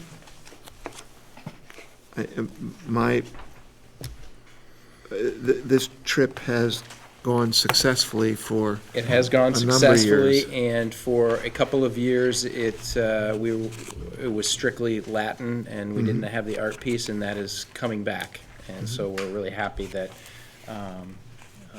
that this multidisciplinary trip is coming back to us. I know we mentioned safety because we always have safety in these things, but is there any particular issues with, the Greece trip was one we had to cancel. Right. a few years back. Right. They've just set a new record for the longest period of time that a parliament has not been able to organize a government. Well, how can we send kids into that? As long as it's not a government trip, or maybe it should be a government trip. Well, but seriously, what we do is we keep track of the Department of Ed and their recommendations, as we move toward the trip, because things can change quickly, and we need to be able to respond to that, and that's why we highly recommend, and in some cases, I'm not sure if this one, we make families get insurance. Good idea. Because we have had, we have had some experience with people not getting insurance when they haven't been forced to purchase it, with, on the Greece trip, stuck in Germany and other places, and there's expenses that add up. So we pay attention to the safety, from now until leading up to the trip, and take some of those precautions to address it. Is there Are there any scholarships for anybody? Next year, for each one of these trips, we will supply one full scholarship to the trip. And then it's up to the trip chaperones to then, based on the response of need from the students and families, to divvy that up. So I probably issue this every year, which is, do students, I wouldn't think that a student would come out and say, I'm interested, if they felt that there's no way they could possibly afford it. So, That's done through the classes, when the teachers advertise it to the students. In this case, it's that 3, that 4 against drawing and AP art. So the teachers talk to the students, and it's in that smaller environment in the classroom, and make it very clear that it's very important to us as a community that trips are available to all students, and there are some, either through individual collective fundraising, and also there's some scholarship. In our budget process this year, in one iteration of the budget, there was a line item for 12 or 15,000 for scholarships for trips, and it didn't make it in, but boy, I'd like to see it there again next year. And see if we could get it in, because it would be nice to perhaps have a little bit more scholarship money available. So. Right, and that proposal was based on 2 full scholarships per. Yeah. So that would double. Yeah. Yeah, and basically the monies I use are the donated monies that come from within the community that are at our discretion to put forth for students. And so I used to be able to do 2 out of that pot of money, and now it's down to 1, and so that's why I was asking for the other to supplement, but maybe next year. We had talked in the budget process about possibly class councils or the senior class donating money to that, and I don't know where that is, and we don't need to talk about it now, but just another way. They certainly give back to the school. Right, and the other way is to that we've been encouraging classes to make a donation to the Val Gardner Student Trust, and this year the Val Gardner Student Trust did award some scholarship money for international trips. Oh, okay. Good. Any other discussion on the journey of art and Latin? The 10-day length of the tour, are there days of school missed with that? And how many? There must be. We missed a half day on our last trip. So we missed we left the Friday before vacation, and then we got in on the Monday, we were back on vacation. We got in at 1:45 a.m. and I required all students to be in the building. They were. And they were. And they were. Acting like our. I believe they were awake for their classes, and we got compliments from all the teachers that they were back in the building and that we were respecting the educational component of the trip. So, and I know, Sean, I had you speak to the kids to encourage their attendance. The instruction that we give trip leaders is that the best scenario is to miss no school, but at the very most, it's 3 school days. Well, I like that education component of it. I love interdisciplinary, but also there's a lot of focus on what the kids are learning and bringing back and sharing, and that's for an expensive trip like that. That's what I look for, so we're excited about that. Any further discussion on the journey of art and Latin? Yeah. All those in favor signify by saying aye. Aye. Any opposed? The ayes appear to have it. The trip has been approved, and thank you. Thank you. Thank you, folks, for putting it together. Could I get a motion for the Origins of Rome? Is that the next trip? Nope, Dominican Republic, Spanish trip. Got it. Yeah. So moved. We need a motion to approve the Dominican Republic Spanish trip, and that motion has been made. Is there a second? Some discussion? I had a question. Yes. The previous trip, it looks like primarily kids don't miss any school. And this one says 3 days of school missed, and I didn't know why. Right, It and that's. couldn't be squished in there, so that you don't miss school. Because it is a vacation week, It is, the beginning of it. yes. Yeah. I don't know. It's just Yeah, I mean, Oh, it this meets is- what I talked about, as we say, it's a maximum of 3 school days that they can miss in scheduling the trip. This is a longer trip. It's a much less expensive trip, and it's a completely service-oriented trip. I mean, there's the cultural piece and the language, of course, but the focus is the service, and so that's why it's a bit longer. We saw some slides on It went for the first time last year. Meredith and Trip last Saffron year, students yeah. came. It was a fabulous Very- experience. Very impressive. The only modification of note is that the organization that they went, the place that they stayed and the people that they stayed with, they sold that land and no longer own it, so they can't go back there. So Seth and Meredith really wanted to take kids back to the DR, and they wanted to do a service trip. So they got connected with some folks at St. Michael's College who have done a number of trips in the past there, service trips, through some CVU families, and met some people from what's called ADSJO, the Association for the Betterment of San Jose de Ocoa. And it's a service organization that will provide them transportation when they get there. It helps them with the housing piece, and then it sets up all of the service for them. So the projects are all facilitated through this ADESO organization. So it's a little bit different, same focus, but different organization that they'll be working with. I guess my comment and thoughts around would be in this 3 days of school for a 2-week trip. I wonder if they could accomplish everything and not miss any days of school. Other than that, I think it's great.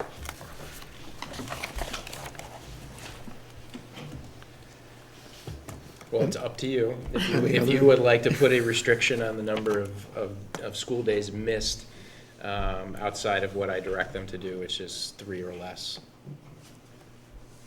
Is there a rationale for the reason it needs to be 3 missed days? I mean, It's to give a little bit of flexibility with the travel on both ends, so that they can find the best flights and the cheapest flights. And it's just, I think beyond 3 days, you start looking at, it's a lot of school to be missing. Joan?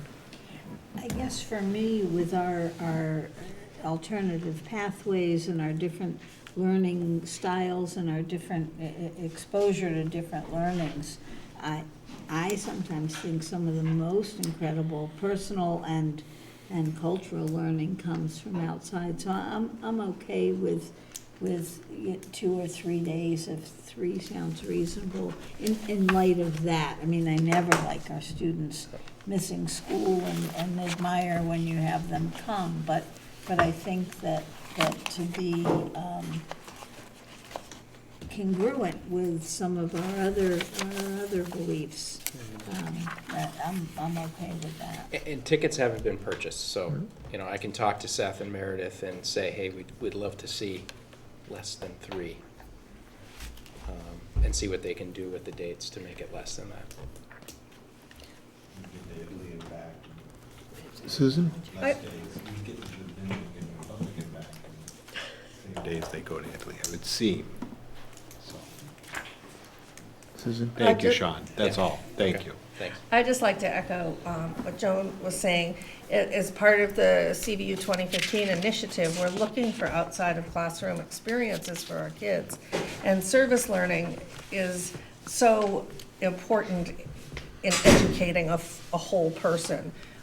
So I think I would feel differently if this were sightseeing than I do about it being service learning. And I will also say that my kids are not allowed to miss school for vacations, but this is not a vacation. These kids are working and they're learning while they're gone. So I wouldn't want to risk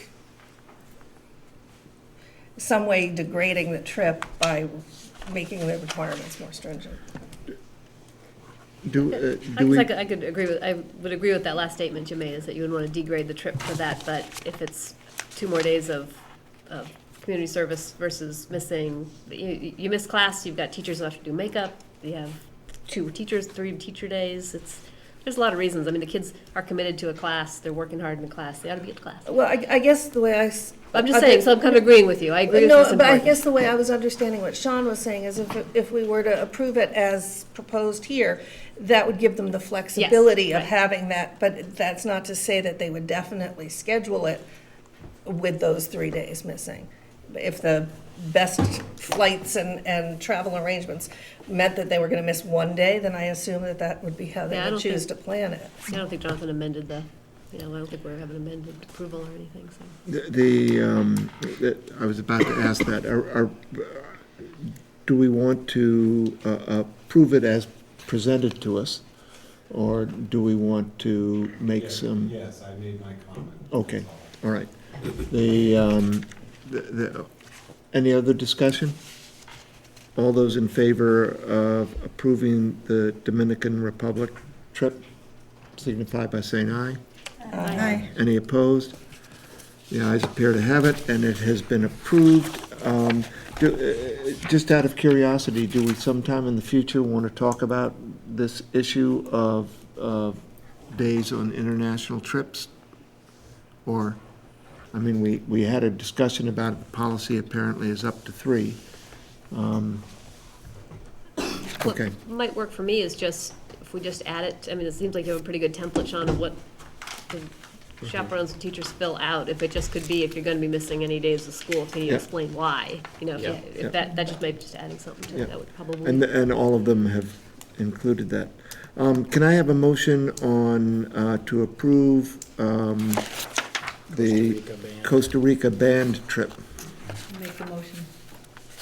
Is there a second? Second. Discussion. And it would seem appropriate to sing your comments. You might not want. Well, one of the things that I would say about this trip is that a few years ago, we tried to do a band trip, and it didn't work out due to lack of participation, and I think cost at the time was an issue as well. And Andy has done some great things in the last year in terms of linking the K-8s to the high school and the band program. And this January, we had all the band students, 8th grade band students over for the day. They played with CVU band. And so this trip to me would be a piece of that in growing the interest in the band program and the connection. And it would be open to incoming 9th graders. So I see it as a bigger picture piece for the band program too, in terms of attracting and growing, aside from just a great opportunity for kids in a different field than we've had in prior times. Did I see how many kids he was gonna take? I just saw this. 30. There's a range, if you look in the last couple of pages where the costs are, there's a couple of ranges there. When Andy and I talked today, the expectation is like 30 to 40. And I know from a number of band students who are excited about that, we won't have numbers until. I get really tired of playing the bad guy on this board, but I'm really uncomfortable with the amount of music versus sightseeing. I mean, it sounds like a fabulous trip, but it's all river rafting and, hanging bridges and the canopy tour and, oh yeah, here's a performance. It really, I love the idea of having the band go and share their experience with other musicians from another part of the world. And I was so disappointed when the Europe trip didn't work out, because that was just so exciting to me for that to happen. But that's my discomfort with this trip. It just seems like I didn't add up the time. But if I were to add up the amount of time that was doing sightseeing versus music, it looked a little out of kilter. I did talk to Andy about that today because I asked the same question. Yeah. When he and I talked this morning, and he said he spent a lot of time talking with the people who put these trips together for other schools and other programs, and that is, from everywhere he talked to, the recommended amount of performance in a trip like this. Because my reaction was the same. Why aren't we doing more performances? Two or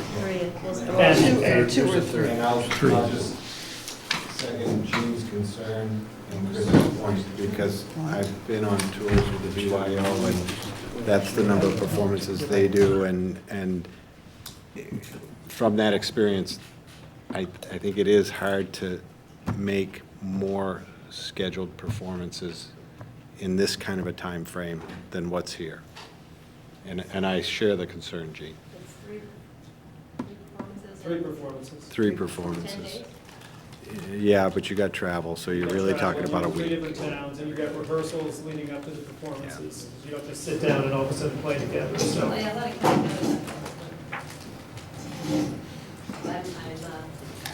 never that serious in the music department, so I'll defer to experts, but. So what if you get all the film students wanting to go?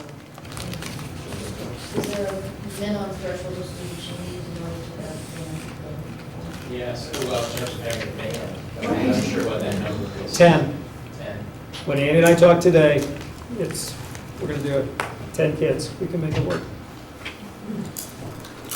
So does that increase the price because there's less students? I presume it Because I does. thought there was a range of price I saw. Yeah, I think it would range from, it has to increase the price.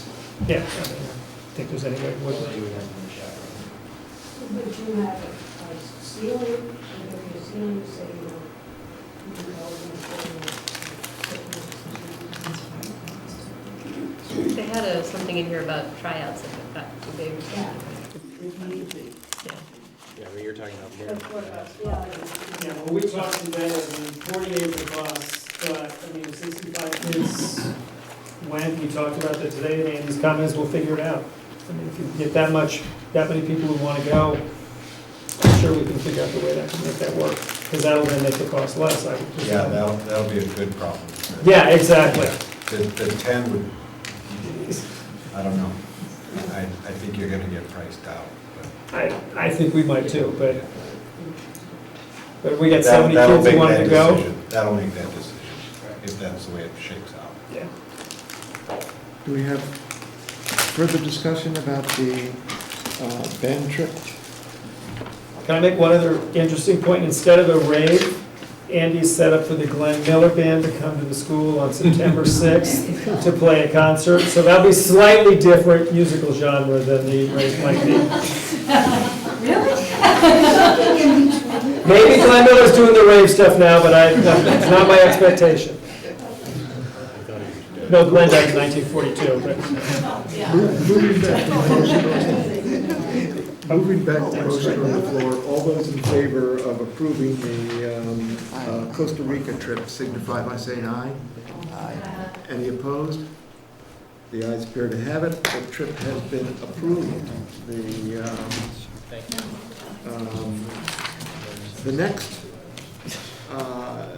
The next item is we moved the .5 power reading and .5 math coach from discussion matters to action matters. And so if I could, well, before I ask for the motion,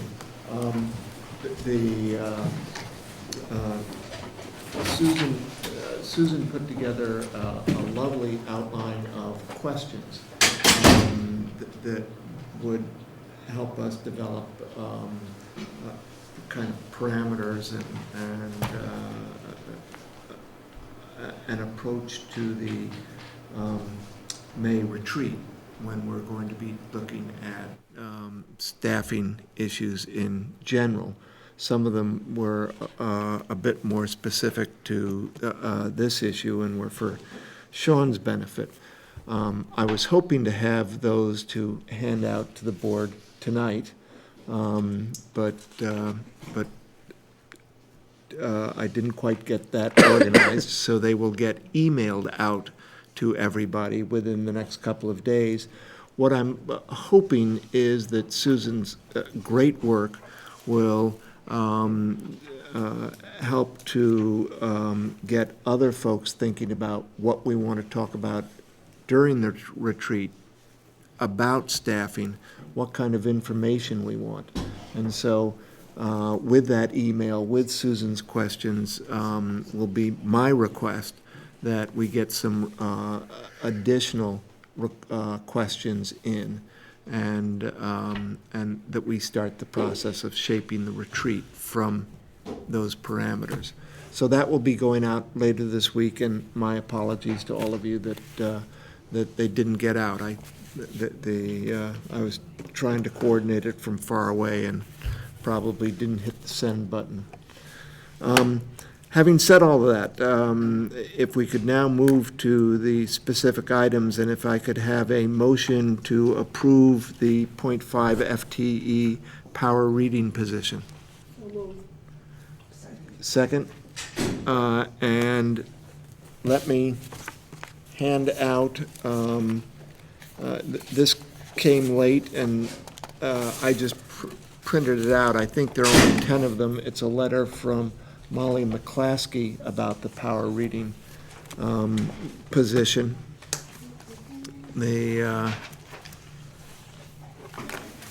And if there is discussion. I don't know how many ways I can keep saying it's not about the power reading position. I totally want the power reading position. It's the right thing to do, but we've added 8 or 9 staff. If you take into consideration how many people we could have taken out and stayed at the same student-teacher ratio, and if it's so important, let's prioritize the people we have. So it was lovely all those people showed up with their matching, index cards, but and actually that kind of leads to my next comment in a second, which is, anyways, I just wanted to get that off the board. I actually don't have a problem with either one of these positions. I would just like to see them prioritized into the staff we have. Is this position something we can fill from staff? That's important. Without the addition of FTE? Yes. No. I mean, we could take FTE from somewhere else. Yeah. Yeah. But there's an impact of that. Well, yes, obviously. So when I haven't been asked to go back and do that. I mean, and I guess administration would need to make a decision about whether that would be the right prioritized move at this point. Well, Is it important enough that we would go back and try to find something else to take out to make it happen? Because to that point, to this point, we've not considered that. There are, how many FTEs on the power reading? There's 3 people doing it? There's 1.5 reading specialists, and there's a full-time assistant. Oh, okay. I'm sorry, I haven't got this, so and all these people, the 1.5 reading specialists are doing power reading? Yes. Yep. And the program assistant is supporting, yeah. Supporting. I respect what she was saying about student population and number of FTEs and all of that. But if you look at this particular program isolated, this program is growing exponentially, and we are not staffing that growth. And I have a problem with that. We're denying kids access to this program because we don't have enough staff to cover it. And these are kids who are at risk. I don't understand how we can not support these kids. I don't either. That's why I'm struggling. Why we have a gym teacher who only teaches 4 cores, and yet we're not helping the power reading kids. That's the kind of, why do we have 4 house directors and only 1 of them teaching? I thought 2 of them. Oh, that was 1 who said that. 2. So there's 2. If they each picked up a class, the other 2, then that would cover this. That's the thing. I'm totally with you. I agree with you, Susan. I don't know why this isn't being covered. It's really important, and we need to cover it. It's just, it should be reprioritized. And is there something that's changed since the last time we voted on this? The thing that's changed is the information that you have in front of you that you didn't have in front of you last time, with the decision packet and testimonials. Sean, these 1.5 FTEs, how many students are they servicing? Like, just off the top, is it about 60-ish? Yeah. Right. Our anticipated enrollment is 90, 89 for next year. And the program assistant does what? The program assistant works under the Jess and Tina, and they give, the specialists give her instruction to do with small groups and helps with some of the clerical duties around profiling and the data collection. I remember when they came in and talked to us, it has some really cool things about helping kids learn how to focus and center and. Yeah. No, the reason I asked about program assistant was because if it's largely clerical, then I'm wondering if it can be. It's a not half-time. largely clerical, it's a portion clerical. But a lot of schools are trading paraprofessionals for professionals. And because they can have more direct impact and building supervision, which is what a program assistant needs, supervision by the professionals in order to provide services to people and be overseen. So I was just asking. So I do have one thought. I was trying to figure out how I can vote yes for this, because Susan, I do really feel passionately we need that position, and I'd like to have the math position too, and I think we're kind of at a stalemate. Whichever way we vote, it's gonna be 6-5 or 5-6, and it just seems, and I'd be willing to vote yes on this if, when we did the budget next year, these were not in the baseline. If we, you know, how we put the baseline budget together based on the staff that's in the building. You're saying that we would reconsider them in the budget process? Well, because the reason it makes sense, and I'm not just kicking the can down the road to have yet another debate, because after May, we're gonna have that extended discussion about Yeah. whether or not we're gonna add people. So to me, that would make sense, that this would just, it wouldn't just be part of our endless debate, splitting 6-5 over these two positions. It would be a more informed with all the information we need. In the meantime, I'm willing to, you know, for the sake of moving on to other things, you know, let Sean go ahead and have these folks, but we would have to make a decision, you know, next budget cycle. But it'll be more than just one FTE, right? I mean, there's 6 or 7 on the table, new FTEs that we want to consider. Let's just put them back in that package, the next budget. What do we, All the people who wanted to add for CVU 2015, they were, got it, but, right? but Not all the, items on this. yeah, not items on this, and Right. all you're suggesting on the adjustment to the baseline is that these 2 half-time FTEs don't get included in the baseline for next They're year. not permanent positions, Yeah. is that what you're saying? Yeah, I guess you could look at You it. mean Yeah. just these two? Yes, just 2 half-time positions, just these 2 half-time Just positions. these two. Plus, and then whatever Sean adds, Yes, whatever else he may- wants to bring may forward, he would want bring them for all together, but by then we 2015. would have had a big discussion, we would have made a decision on this whole, are we adding FTEs or not, and. Is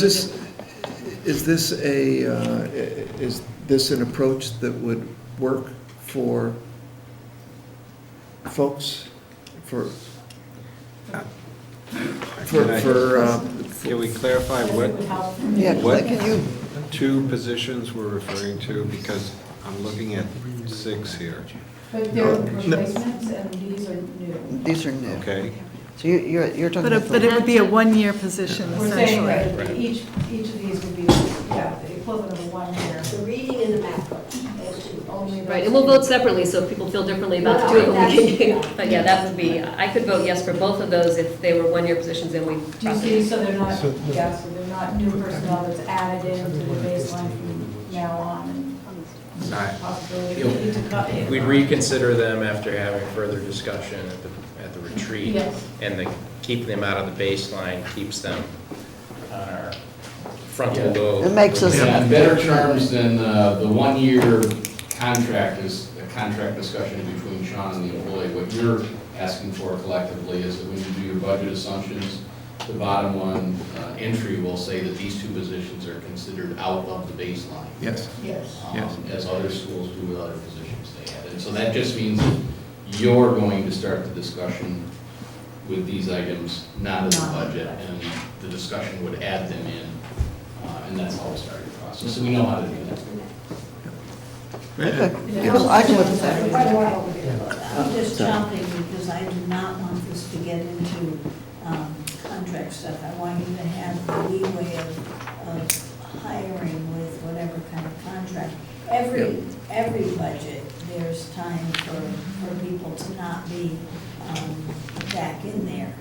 But I don't want that to tie your hand. And I don't know, I think Bob said it won't. It shouldn't be, should. they're pretty unique positions. Yeah.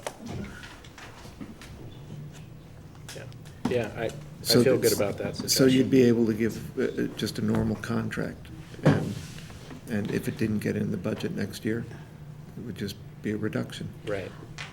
Yeah, Sean and I will sit with Cindy and make sure Yeah. we're doing the right Yeah. thing. My point earlier was that what you've asked for is that when we get together in September and do budget assumptions, and we have you baseline, it doesn't have these two Yeah. positions in it. And Sean gets to talk with you again if it's important those positions be. Yes, but in- hopefully it won't be this discussion again. It'll be a Right, bigger correct. discussion We- around we how all we want to do move that. forward. Well, in May, we're going to have that. The people who are choosing these positions. But they're not, Yes. but he may not be hiring for those positions, right? I assume especially the math coach. You may not be hiring a math coach, you could be switching people around, right? That's what we did for the our other coaches, they were internal teachers who moved into those roles and Could we be, backfilled yes. with somebody else, right? But then we'll have to hire somebody to replace that work. Yes. Right, right, but I'm just saying, you're not, yeah.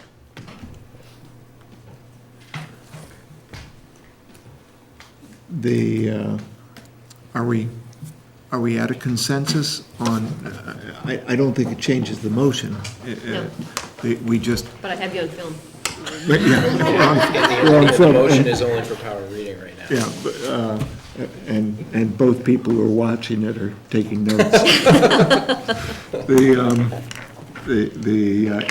Sean reminds me, this is on power reading, but this will apply to the math coach as well. Right. So then, if we have an understanding, let's, and there's no further discussion, all those in favor of approval of a half-time FTE power reading position signify by saying aye. Aye. And those, What is the motion is that we add a half-time. correct, power reading position. So that's the motion, and we'll signify by saying, if you're in favor, signify by saying aye. Aye. And those opposed? I'm opposed.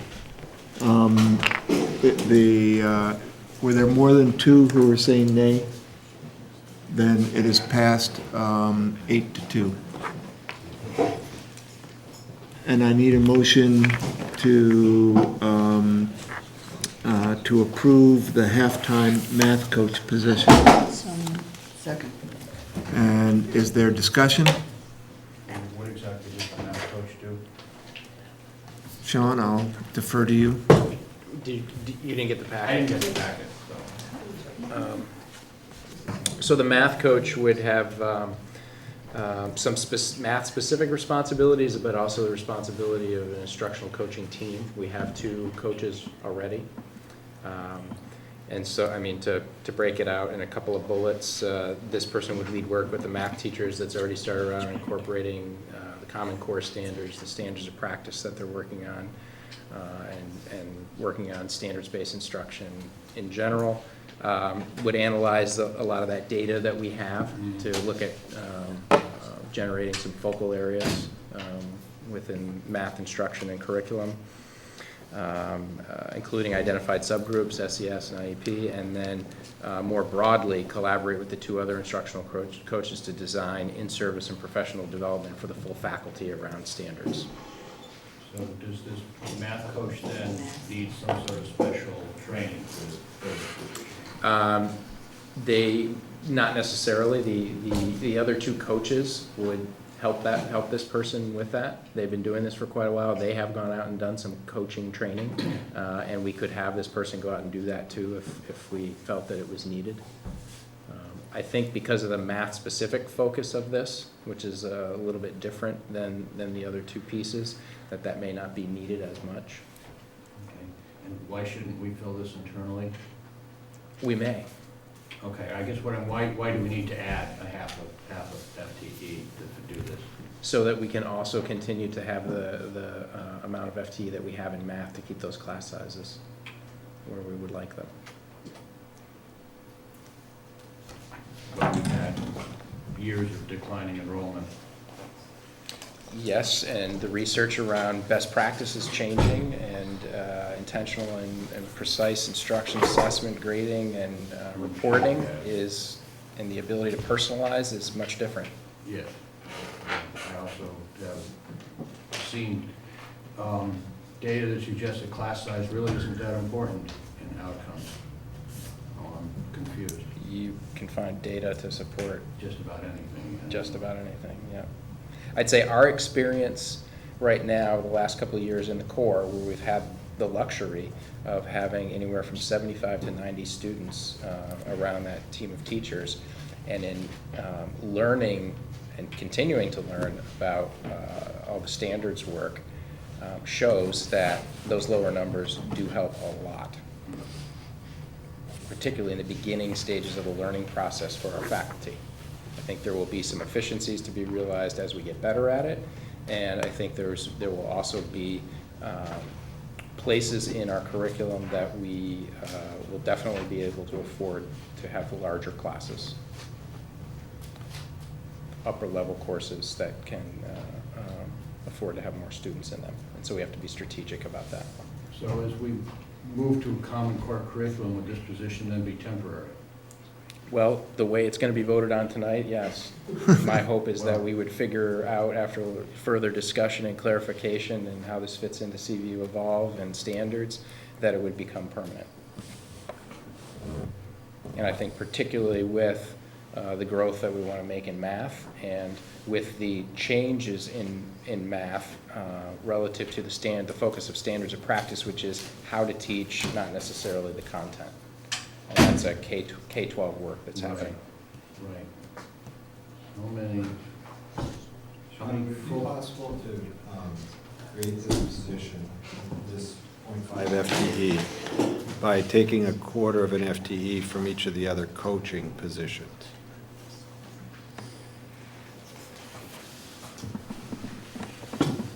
I mean, you can do anything. I think that would dramatically diminish the ability of the other two coaches, who are already very much leading the standards work. Don't take silence as, consent. I think these are very good questions. I'm conceding we need more time to be able to talk about them as a group, so it's, I do like to focus on our math program. I think we can use some good, solid thinking around math and how we deliver it and how we help kids achieve, and it is changing fast. So I think having a very good professional math teacher who's got half his or her day to figure out how to help other people become really good, strong math teachers is hugely valuable. We already have two. They don't have the content specialty in math. That's English. These are content. right. So that's what the dual role is. We want them to really focus on math, which is a very different content area than others, Right. and also be a part of the generalized standards coaching for the full faculty, and working with Stan and Emily, who have English and social studies Isn't backgrounds. the standards, isn't the content the standard, or the standards the content? Seems like we're duplicating an effort here. No, it's not that simple.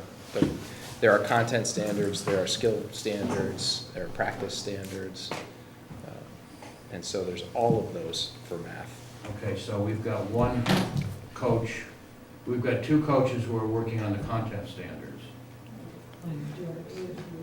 No, I English and social don't think studies. that you can, the mindset that I hear you talking about is a certain type of standard for a certain type of coach, and it's not that clean. Yeah, okay, I just don't understand what these coaches do. I'm sorry.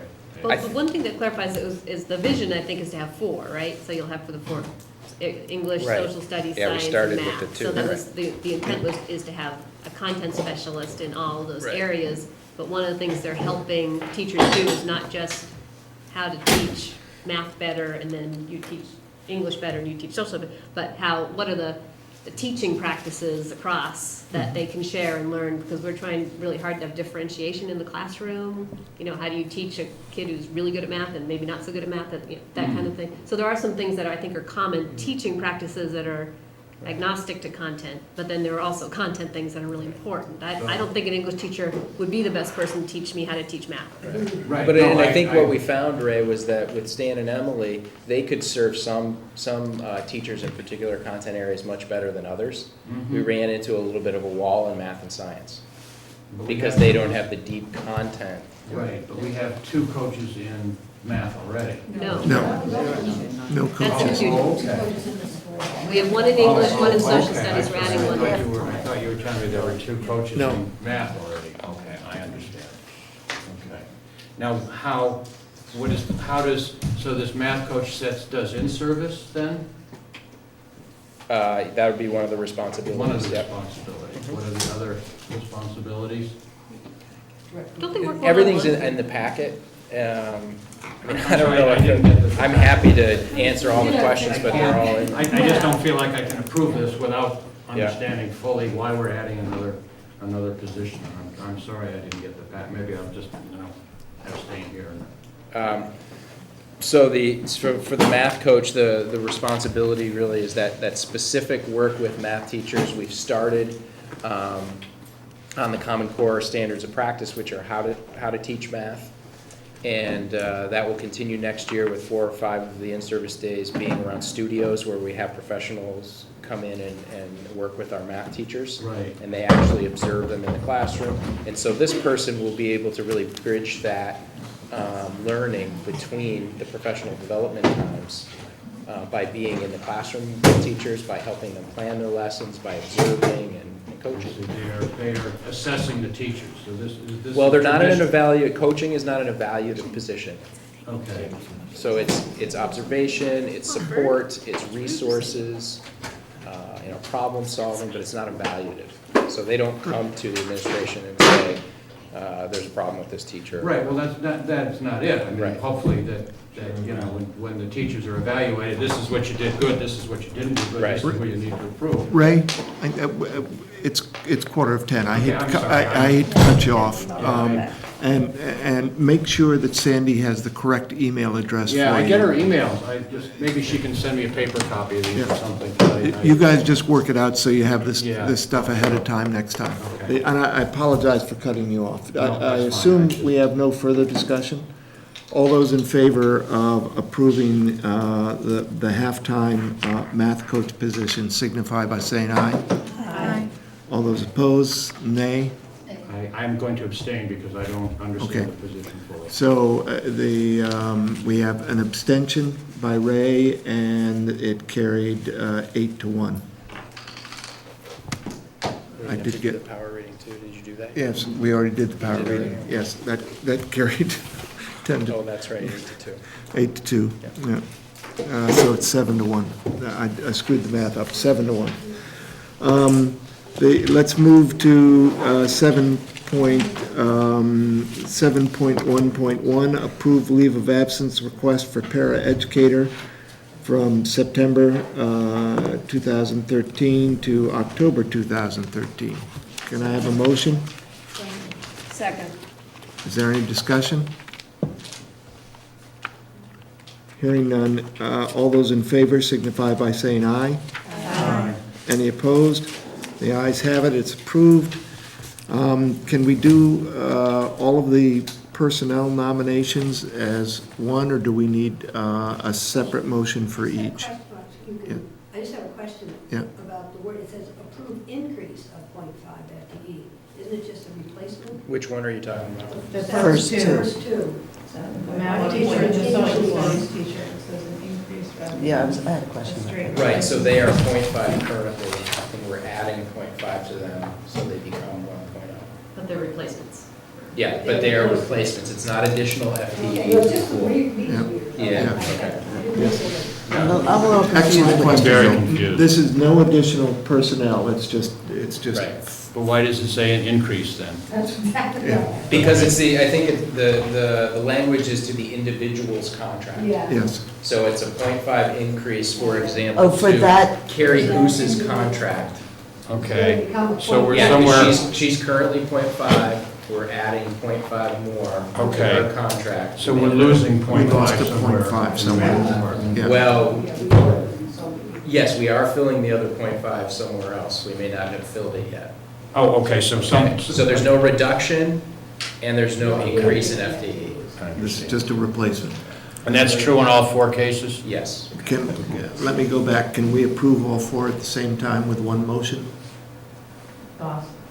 Yes. Yes, yes, it's the will of the group. Yes. It's been moved that we approve all 4 of the proposed positions. There's been a second. Is there any discussion? Hearing none, all those in favor signify by saying aye. Aye. Any opposed? And all 4 have been approved. The next item, approve the calendar for 2012-2013 snow days. I'm assuming this is, Oh, I'm not sure what that is. that's this year, that right now, the last day of school is on a Monday? No, it's on a Tuesday. Oh, maybe for us it's on a Tuesday. Let's do student days. Right now, you've had 3 snow days. You are planning, the tentative plan on the table is to schedule classes for Thursday and Friday to cover 2 of those 3 days. You tell me if I say anything. No, for Friday, Monday, and Tuesday. This is student days. Yes, student days. Our exam days count as student days. But I'm not, you know it better than I do. Yeah. And I didn't see any there's no back. There is there. I didn't see it. You don't care. You don't care? Graduation. It's all good for me. Are you scheduling 3 days? Yes. Then it needs some action, that's what. 7.2 needs no action, and it's just been removed. I approve. 7.3, action matter, appoint negotiation committee representative. Lorna is our representative.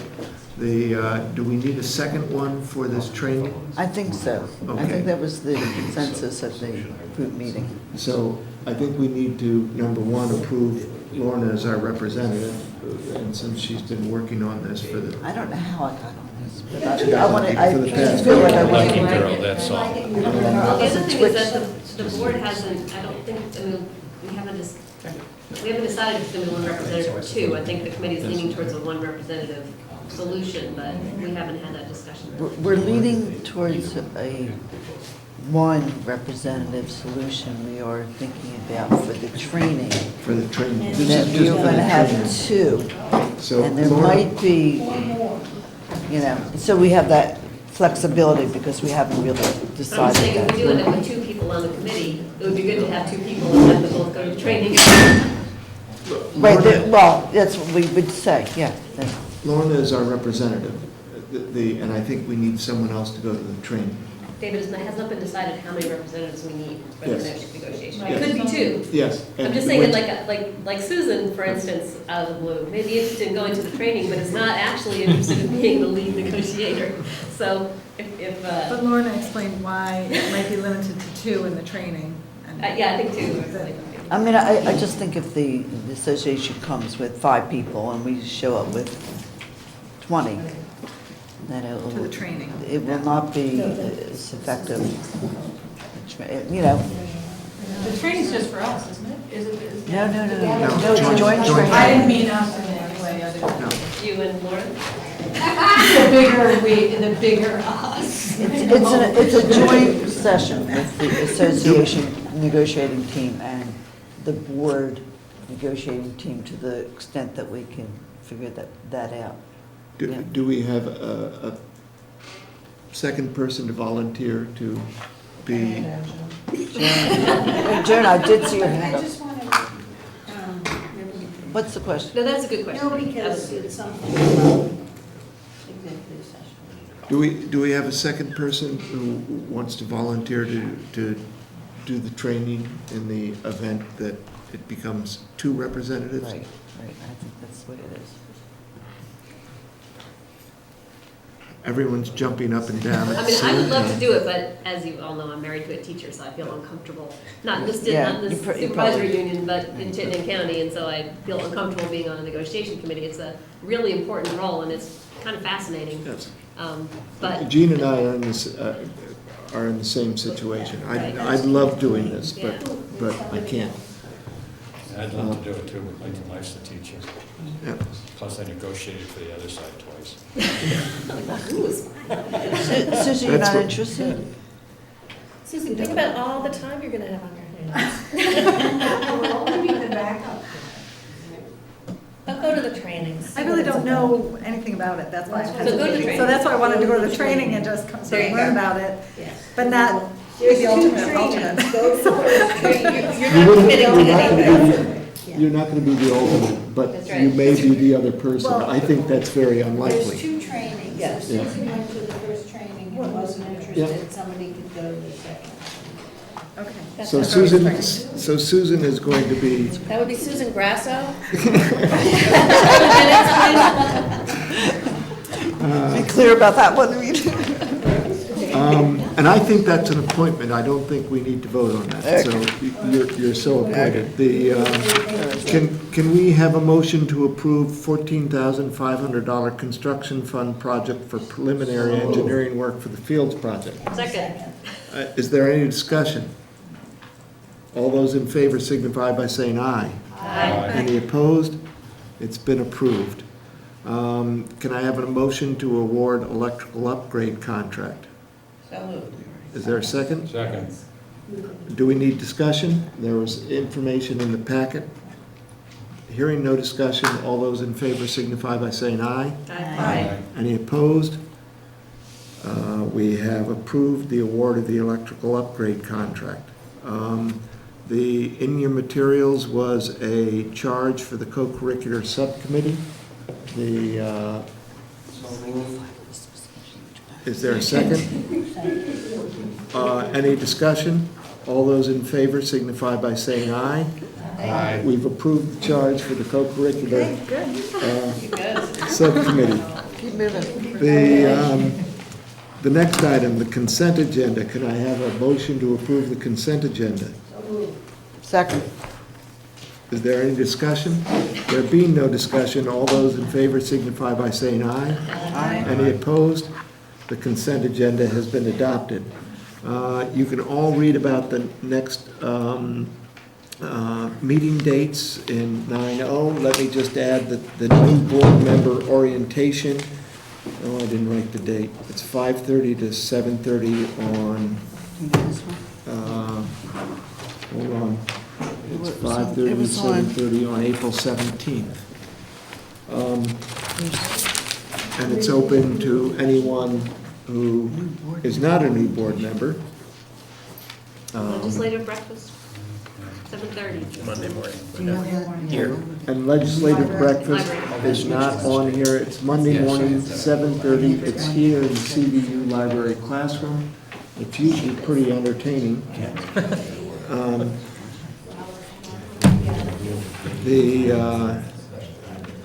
I don't think we have anything more on the meeting dates. We have on our agenda an executive session for personnel. Someone's going to have to help me out here because, does anyone know why it's on here? Yes, you need to provide input to Elaine and Sean. Yes. Did you? Yes, I'm suggesting that we go into executive session briefly to all of you know Sean is the #1 candidate for Winooski, and we don't know whether they're going to offer it to them. I've called them a couple of times and told them how useless he is and how they really ought to reject him so we can keep him. My guess is they're going to offer him the job, and so my guess is that Sean is going to have a decision to make. I'm suggesting we go into executive session just briefly to start talking about if we need to do a replacement process, what we're going to do. Does that make sense? Yes. Or is it too late? Is that what you were saying, Bob? It's very late, 5 minutes. No, it sounded like you didn't say, but meant also that we'll defer the conversation on feedback on Sean's performance. Yes. Until we That's really confirm that it's Yes. absolutely necessary. Yes. Yes. I think that was I'm sorry, I didn't say that. That's the catwalk. I missed Yeah. that one. Yeah. I got it. Okay. You've been doing this too long. Gene, it was right there in my Yeah. head. It just wasn't coming out. Yeah, it was. You skipped Yeah. a step, it's all right. Yeah. we're deferring the discussion of Sean, and if it's We got necessary, it now. we'll do it till April, we'll do it in April. It is April. And or in May. This is gonna be I'll a good fill it all in, meeting. David, you just keep going. So would you like? And a we'll motion? spend 5 minutes just thinking about what approach we're gonna take if Sean is not with us. Yes? I don't know if this is appropriate or not, but I was wondering about timeline and when you're going to make a decision or Winooski's going to make a decision. If you want me to come into I'm happy to. Okay. Why don't we go, we have to go to a different room for an executive session, so can I have a motion to go to executive session? A second, all in favor, signify.